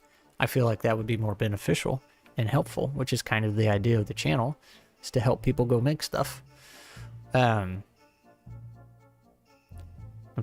swear I'm trying to make a point. So I'm wondering, how would my followers, my fan base, feel if I leaned more into streaming and then just made a video when I felt like making a video? The problem there is the ttrpg reviews. People really like my the ttrpg reviews don't get many views, but the views they get, people love those reviews and they find them really helpful. Plus, that review is good forever, right? Until there's a different version of the game that comes out. And I like doing those. Those are very straightforward, but see, I just have this weird mixture of things. So it's like, well, can I just stream and do all the creative stuff on streams plus running games and doing interviews? You know, and just have workshops like this and the Mavericks to Monsters thing? And then just TTRPG review videos? Or do I do streams and then cut them up, slice them and dice them and make a video? See, like, I don't know. YouTube ain't helping me out. Sometimes that's all we are, dudes making stuff. If you don't have anything to say, then stream. Yeah, see, that's the thing. Like, I would do that, but if I stop uploading regularly, does that hurt me? And the algorithm, like, did YouTube pick me for these classes, meetings, get-togethers, because I was consistently uploading? You know, that's what I was saying. Like, hey, can you tell me why I was picked for this? Do you plan out, write multiple videos in advance and try to record multiple of them in one day? So, Sabuth, my process is usually, or always, it takes me about 20 hours or more, 20 to 30 hours to make a video. And that's from I have an idea to the upload. Like, that's writing the script, researching, rewriting the script, back and forth, right? And then editing. And editing takes... It varies, because, like, I'll get faster and faster, and then once I hit a point, I start trying to do more complicated edits, which makes me go slower, and then, you know, up and down, up and down. It's the art, right? But it takes about 20 to 30 hours to make a video front to back for me. And a lot of that is, or sometimes a lot of that is the script. Like this one, I got stuck. I rewrote it like 6 or 7 times. It's like, because it's not hitting where I want, and when I rewrite it so many times, you know, I've been staring at it so long, that's when I'd like to step away for a few days, but I don't have that window to do that. Because, like, I just recorded it yesterday, and now it's Thursday, and I have basically today and tomorrow. My Sundays are open now, so I have today, tomorrow, Sunday, and then Monday and Tuesday to edit it, which is a decent amount of time, but hang on to that, because when Wednesday rolls around, when I try to upload it and get it ready for Thursday, if there's anything wrong with it, I have a small window to fix it. And that means, like, for some reason YouTube decided they didn't like it, or, you know, there was some copyright issue I had no idea about. That might drastically change something I have to go back and edit, or I find some kind of weird hiccup, or, oh wow, I, like, totally missed something here, and I have to, you know, there's a small window of oh poop moment, I gotta fix it. But that thing I said hold on to about, yeah, technically that's a lot of time, but here's the thing.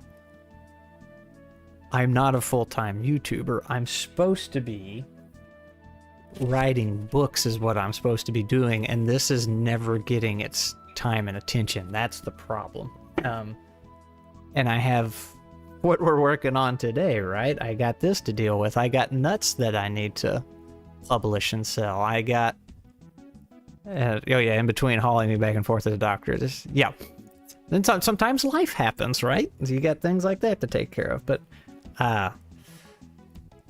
that's just something that happens, right? So I got other games I want to make. I got other streams I want to do and help other people with their projects.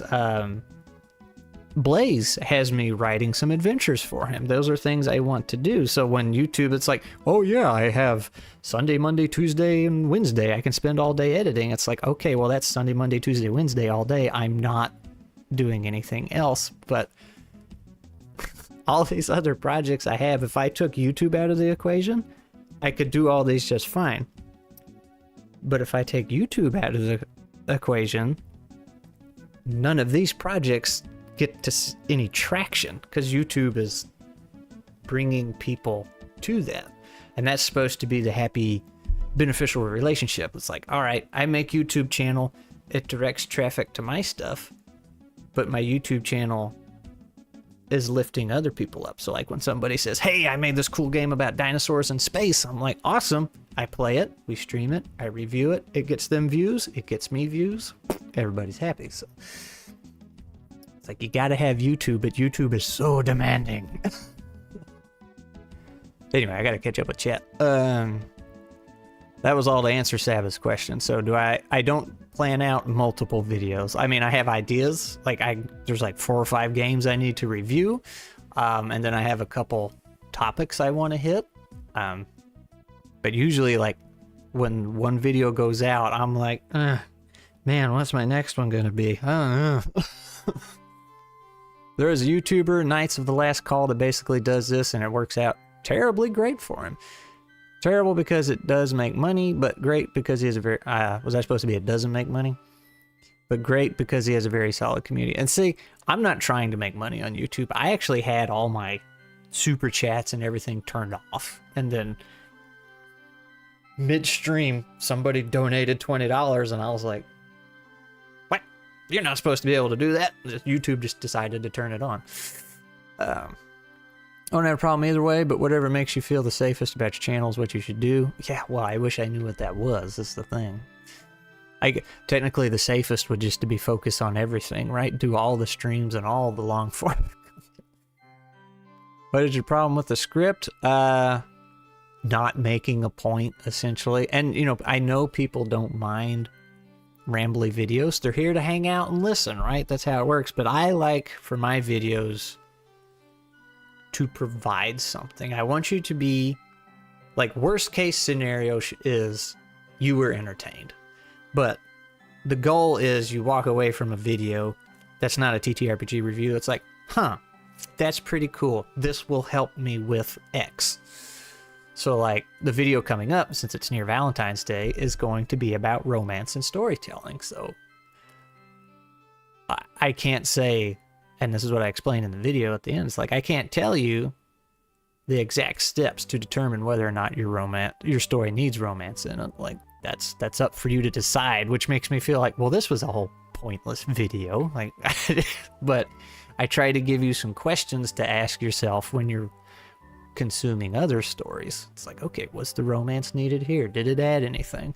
So it's also one reason I would like to be able to just do a video when I feel like it, is then I could make it much longer. That's the other challenge. It's like, okay, you know, this, when you're in the creative thing talking about how to do it, like, it branches off in so many different things. Like, I would love to take the whole quest line from Starfield and Sarah Morgan's quest line, her personal NPC quest line, go into all the detail about it, pick a few of the quest lines from Baldur's Gate 3, talk about Shadow of the Call, you know, do all these different things, but that takes a long time. And that becomes a very long video, and I can't crank out like an hour-long video every 2 weeks, you know? So it's like, okay, I gotta boil all this down to something manageable. Whereas if we did talks like that on stream, it would be a hot, rambling mess, but we'd have all the time in the world. Sort of. Hope you are okay, Glee. I'm good now. They had to remove a gland that wasn't doing good. Yeah.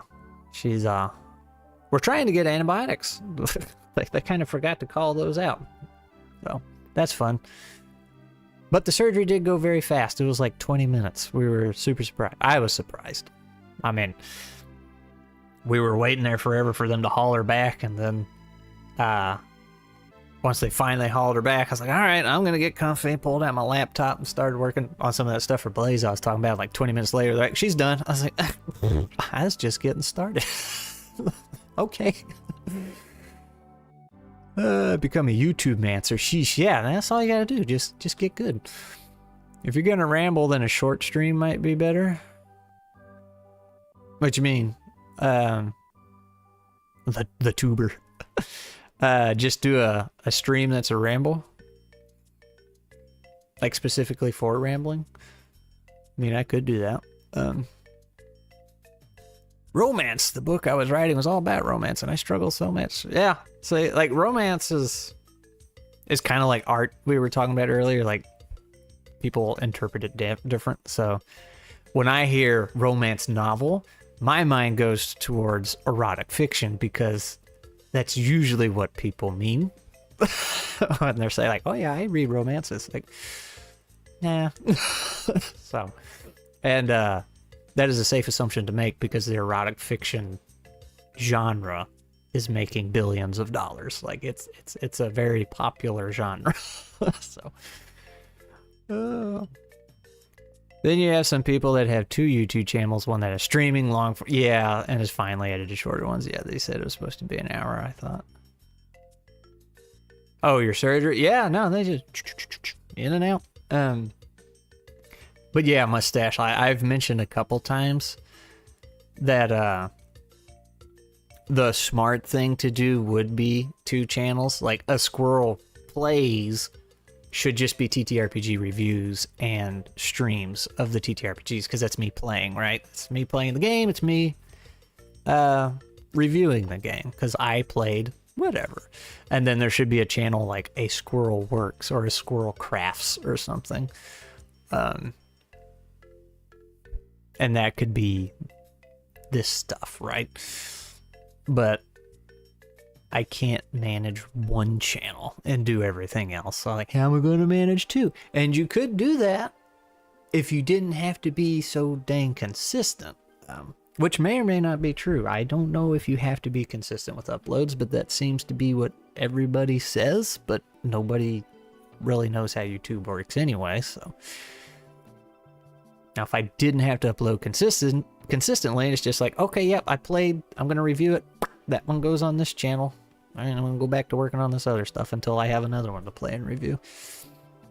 If someone is rambling, usually they are wrestling with a thought. So talking it out with people is probably more constructive than by yourself. And that's something else I had thought about, is essentially working on the script on a stream. It's like, hey guys, let's talk about romance. You know? Just say, all right, let's research the industry. Let's get some cool thoughts. And then it's like, okay, well, if I do all that, do I need to go make a video that's edited and everything like the Squirrel? Or do I just need to take the stream and cut it up and there's your video, right? That or hire an editor, throw more. Yeah. If I could hire an editor, if I had an editor, that would save me a lot of time. But some of the editing I really like doing. I don't know if you guys, any of you watch Skallagrim. He's a pretty big YouTuber of the medieval history and weaponry and stuff. He's like over 1 million subs, and usually at that status, right? People have an editor, and he's mentioned multiple times, like, I've tried editors, but I don't like it. He's like, I like to do it myself. That way I know exactly what's being done, what's going out. And the couple times I've tried it, I ended up having to redo it anyway. Not from a control freak perspective, but just, that's just how he likes to do it. I think a lot of it, well, I don't know. I was going to say he might be scared just to have somebody depending on him for money. Which is, it's a scary thing if you have a dedicated editor and then all of a sudden you don't have enough videos. Women eat fantasy romance like crazy and trust female authors more than male. Yeah, Skallagrim is fantastic. Yeah, I actually reached out to him, exchanged a couple emails.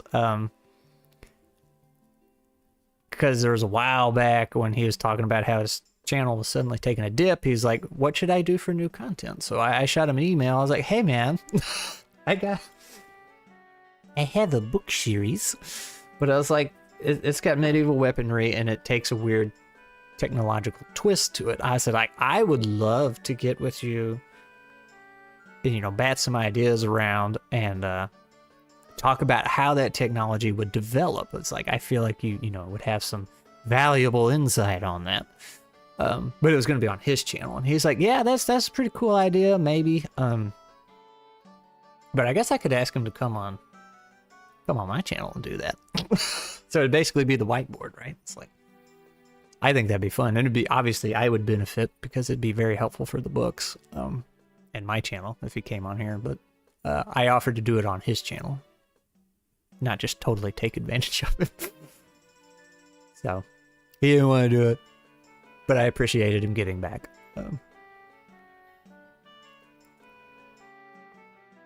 Russian Badger is one man doing it.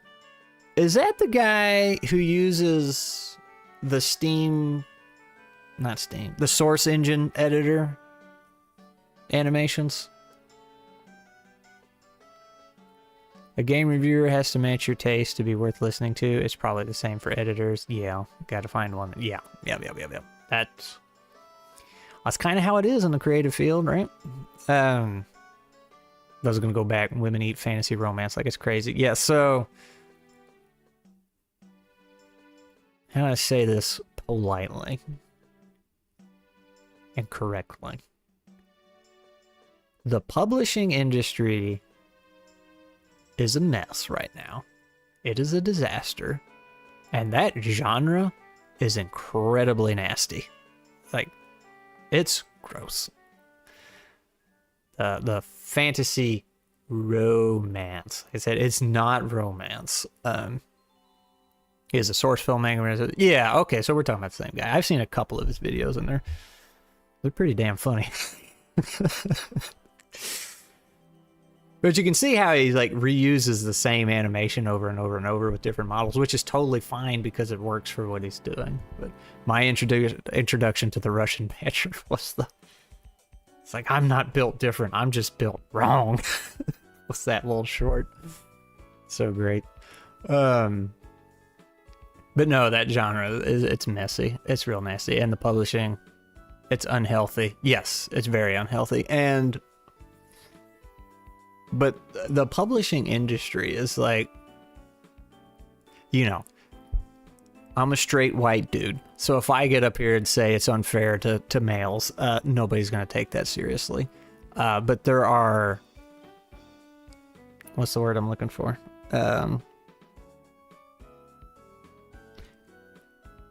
Very outwardly spoken and well-known feminists, female feminists in the writing realm, who have come out and said, yeah, this isn't right. Like, dudes are getting shafted really hard.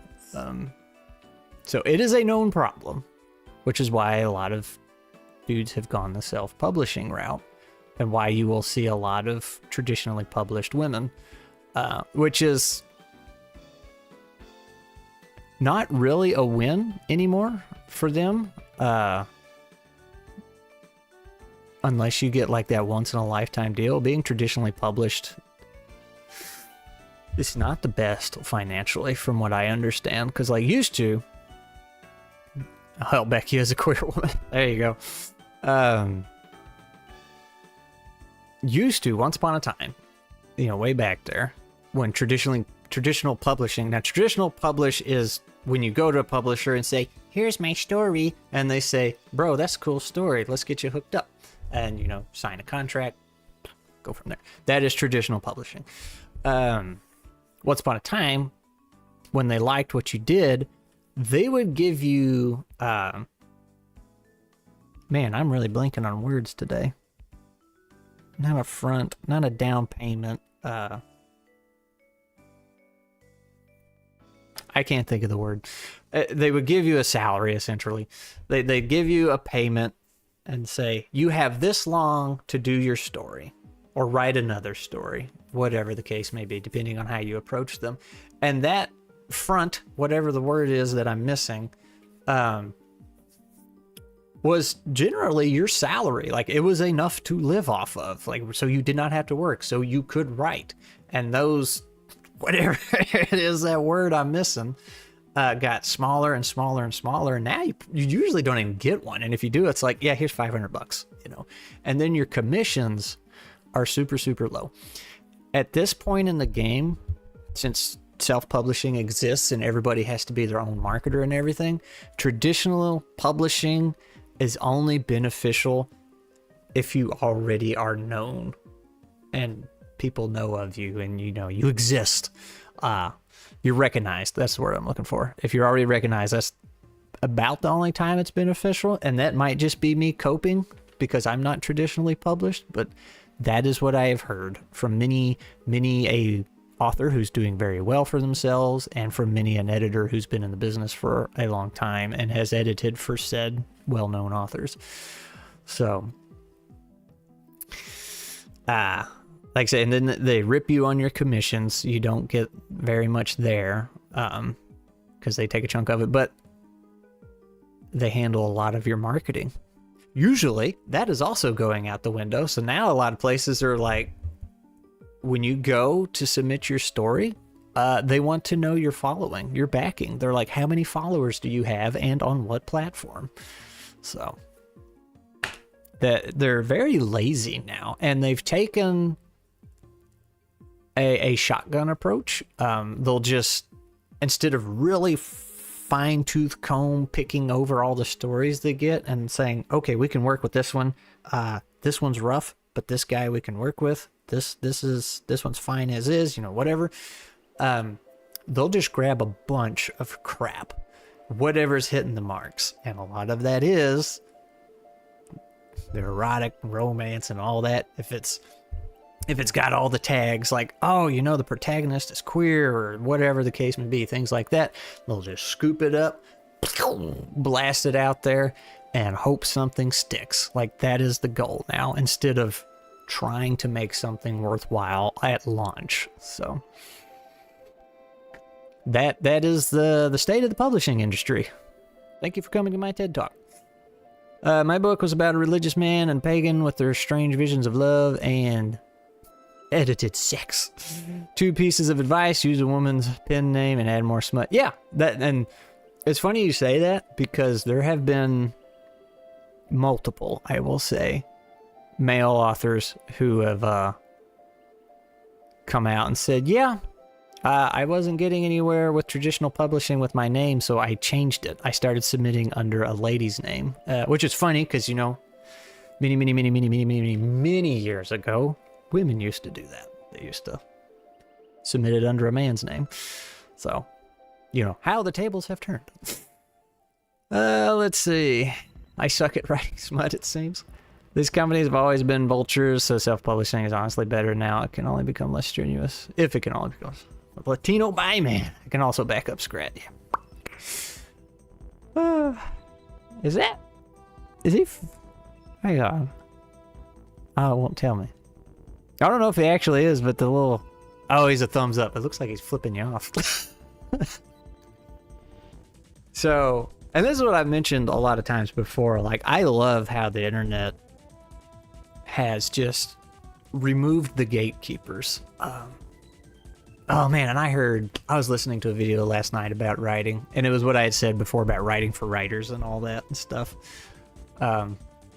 He was talking about that period where you were writing for gatekeepers instead of writing for your audience. But anyway, the internet has blown away gatekeepers, like, in a lot of ways. So, like, yeah, you can just go write whatever you want, self-publish it, and that does bring its own problems, but I will take those problems over I had to live through that gatekeeper period and try to deal with it, and it's awful. It's so dumb. It's just the worst. One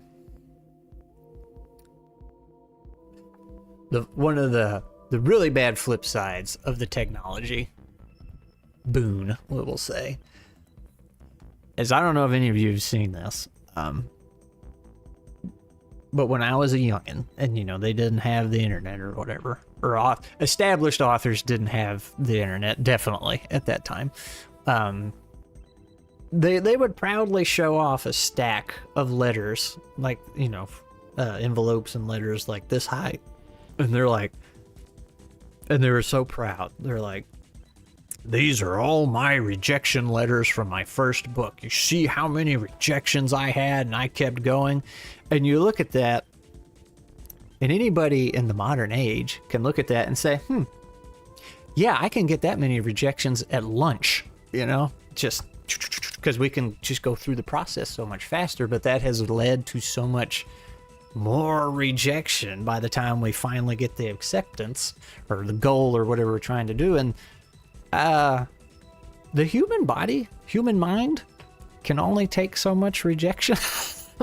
So it is, parts of it have gotten so much easier, but that sea of rejection you have to swim through. And it's not just writing. Like, this is a lot of creative endeavors. Like, you have so much more of it to go through. Just trying to find a job. Think of how many applications you have to fill out now. Like, it's, I don't think we as people are equipped to handle that.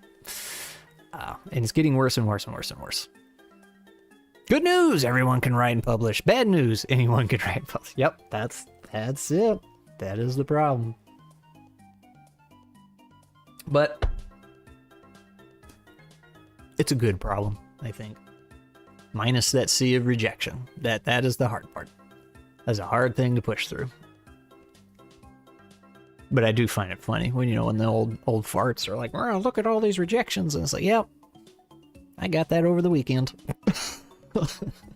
It took you like a year to get that. Ugh. I don't know. Wild times. But, yeah, publishing industry it's a hot mess. And that's why, not that I'm helping any other writers, I'm helping other TTRPG folks, but I take a lot of joy in getting to help people. Even though I'm a tiny channel, I know I don't give them a lot of views, but when somebody comes to me and is like, I have made this project, I'm like, cool, let me take it and lift it up for all to see. It's like, look at this project. And give them some views, you know, give them some traffic. That's a super cool thing to be able to do. I forgot who I was telling. Somebody recently. It's like, yeah, there's those times when I would love to be like a 2 million sub channel and get, you know, thousands and thousands of active viewers on a live stream and bring somebody on board and just scare the crap out of them. Just take a random person. It's like, hey, yeah, man, let's go put your project in front of a couple million people. Oh man, that'd be fun. Maybe one day. Maybe one day. So I don't know if we got an answer. So I guess maybe more live streams. They want me to hit, this is going to be so hard to do. They want me to hit 10 live streams this month. And in their defense, they were like, dude, they don't have to be long streams. It's just like 5, 10, 15, 20 minutes. That's all you got to do. I was like, I can't do that. That's not what my streams are. Like, they're usually 2 hours, which we've hit, and I need to get out of here soon. They're usually about 2 hours, plus they have some prep work to do. Like the last Maverick and Monster things we did, I did work beforehand so the stream would go a little smoother instead of me sitting there going,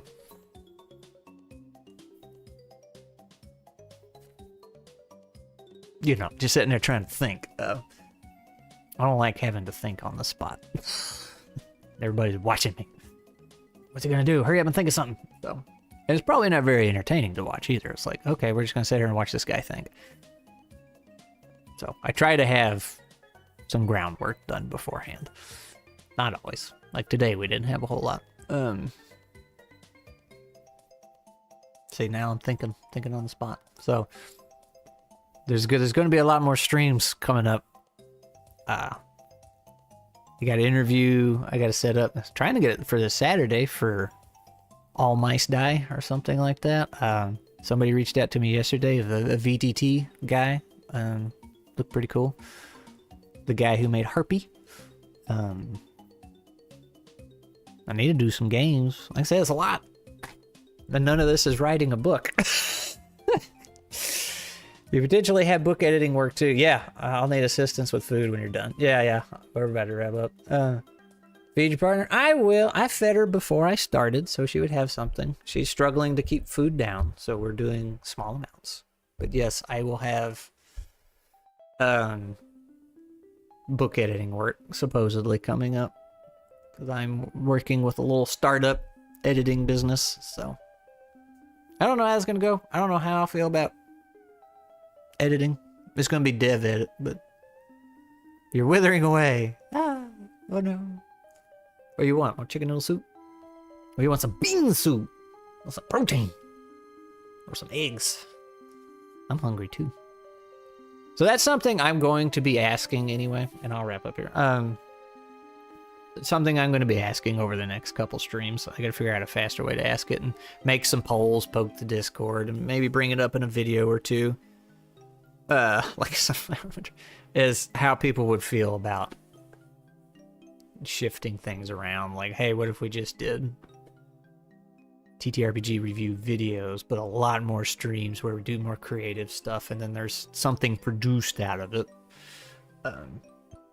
Things like that. Because I really enjoy the live streams, because I just get to hang out, and somebody has a question, I can just right there. Now, the risk is, it's a very high risk for me in live streams, is saying something stupid that I might regret later. But, because, you know, when I make a video, I can be like, oh, I shouldn't say that. I can edit that out. All right, you know, I could word this better. I could, you know, live stream, it just comes out.